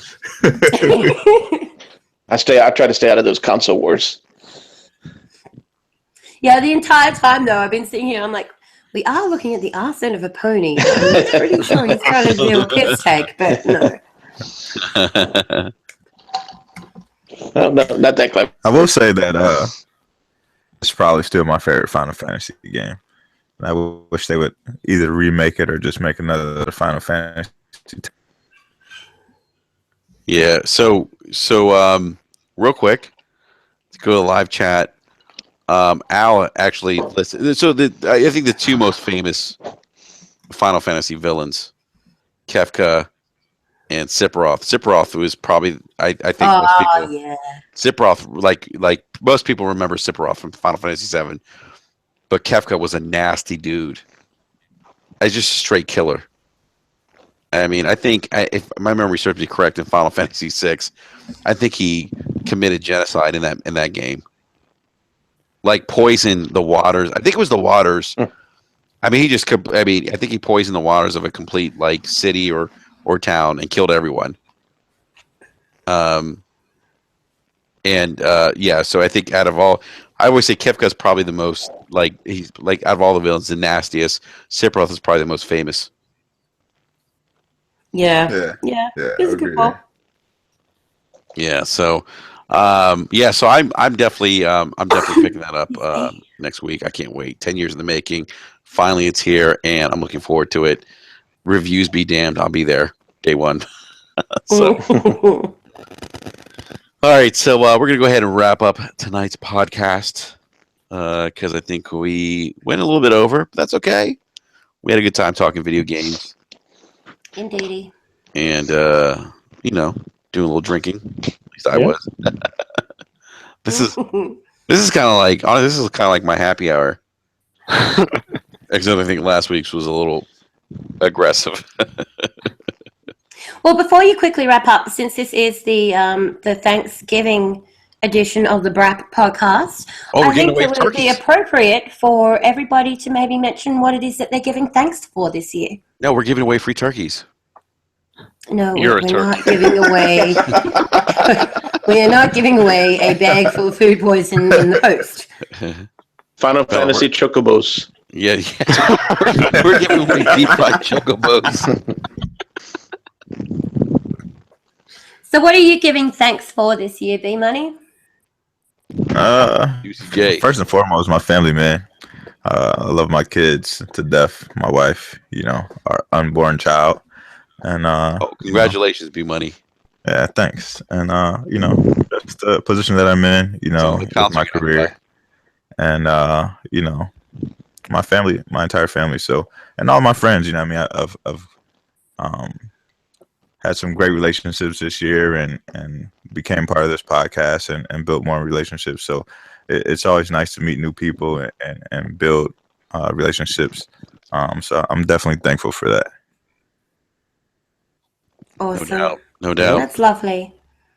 And Fastback, how about you? What are you giving thanks for this year? Well, I mean, like B-Money said, first is family. I've got a great family around me. He did 8 years and he's home now.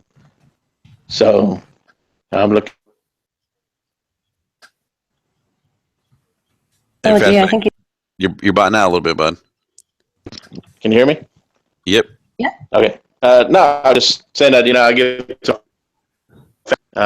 most of all my brother who did 8 years in the Navy tours, and he's got out, so he's home now. So I look forward to spending time with him more, and family and friends. I mean, I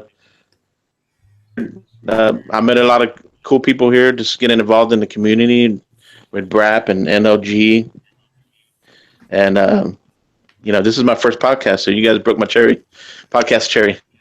So I'm glad you reworded that. sorry, Bella, but I'm just thankful, and I just want to tell everybody out there: don't worry, but don't get caught up in all the politics and all the fanboy stuff. Just enjoy life and just play the games.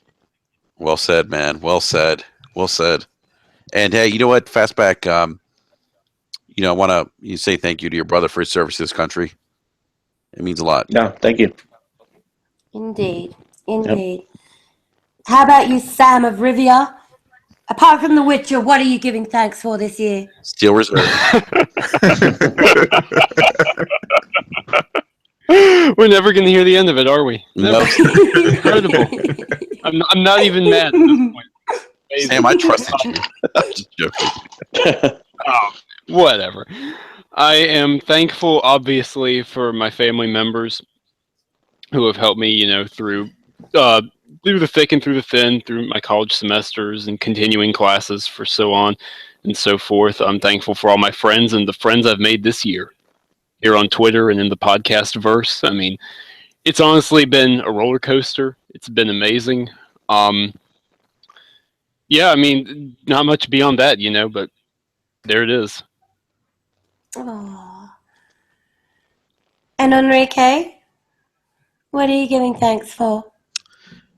Well, like everyone else, giving thanks to my family, my kids, my friends, and to, everyone that I've met on, Twitter, Xbox Live, the people that I've met, when I started podcasting.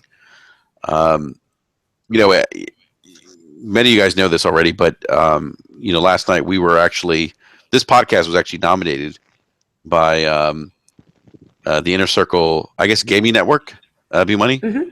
I guess you guys, the Gaming Network that's doing the, I guess, the Gamer of the Year awards or whatever. Mm-hmm. We actually recognized as Best Podcast of the Year. And, I'm thankful to everyone who has been a co-host. We've had a couple co-hosts, but, thankful to Al, Alcoholocaust, who was one of our original co-hosts. Lemieux66, who I've known on Xbox Live for, 14, 15 years now, who was one of the original co-hosts. Thankful to Mike at NLG, Mike Mullis, who kind of got me into podcasting. But, and obviously thankful to you guys, to UB Money, to you, Sam, to Eric Jackson, who's not here tonight, to John, Mr. Negative, to you, Bella, who you've been on this podcast numerous occasions, and to all the industry guests that we've had. And, we had David Jaffe on this podcast. That still blows my mind. I mean, I still can't. I mean, that was crazy. We had the guy who created Twisted Metal and God of War on this podcast. We had Ryan McCaffrey on. We had Christian Allen on. We had Greg Kasavin on from Supergiant Games, and we've had Marcel Hatam. We've had all these great industry guests that have really helped bring content to this podcast. And we've had so many other guests that have come on, community guests. Worry Wirt, who I miss dearly. Big shout out to Worry. Yeah, he is missed. Yeah. Shout out to Worry and his biceps. Worry has gorgeous biceps.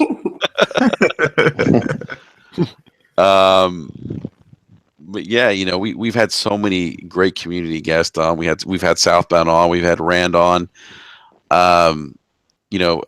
Fastback, it's great to have you on. You've been there from day one. Thank you. It's an Yeah. honor too. Just Yeah. asking me to be on. No, absolutely, So, man. yeah. Absolutely. I enjoy listening and watching you guys, all of y'all. I mean, so I just want to thank you guys for giving me this community, this part of the community that I fit in. So I appreciate you guys. Absolutely, man. It's our pleasure. Nels Coney says Enrique gives thanks to Ballast Point. Yes, I do give thanks to Ballast Point. It's my favorite IPA. And I want to thank Alf for turning me off to Ballast Point. But seriously, and give thanks to everyone who's come out here every week and just supported the podcast. I mean, we don't do the console war stuff. We just don't do that.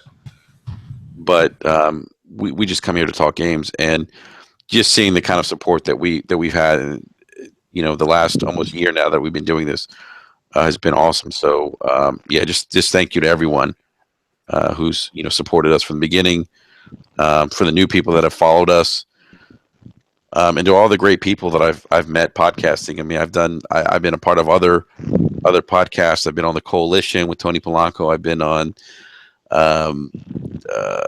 what else have I been? I was on an episode of TXR. Bella, I've been on your podcast, Real Game Media. I've been on NLG. B-Money, I've actually I did a show with Tick with Anchorman and Fame. Yeah. Yeah, Fame is hilarious, by the way. Yeah. Yeah, Fame's a good guy, man. Yeah, good dude. Anchor is a great guy. I did a podcast with Kofi recently. Are we going to have like a team hug and a cry in a minute or something? I think we will. Yeah, we were big hug, big yeah. Been on the Next Level Gaming podcast. When Broken Games was doing the podcast assembly, I was on that, and I've been on our sister podcast, Super Deformed Games Cast, which goes live every Thursday nights at 9 p.m. Eastern Standard Time. There it is. There you go. Gotta get that plug in. Yeah. I mean, you do realize Johnny's you're meant to proud be of you. railing off what you're giving thanks for, not your resume, right? Exactly. Well, yeah. No, but I seriously, I've met some great people in the gaming community. I really have. Really great people, and I'm thankful for that too. So I'll get off of my soapbox now. Nicely said. Yeah. So, again, thank you for everyone who's joined us in the live chat. Thank you for watching us tonight, and everyone, please have a safe and happy Thanksgiving. Try not to eat too much, drink too much, but more importantly, enjoy the time with your loved ones. And we will be back next Wednesday at our regular schedule time, and we'll be giving you some feedback or our impressions on Final Fantasy 15. Indeed. Yes. Yep, look forward to it. Yeah. Other than that, remember gamers to game on, but more importantly, have fun doing so, because that's what gaming's all about. And we'll see you guys next week.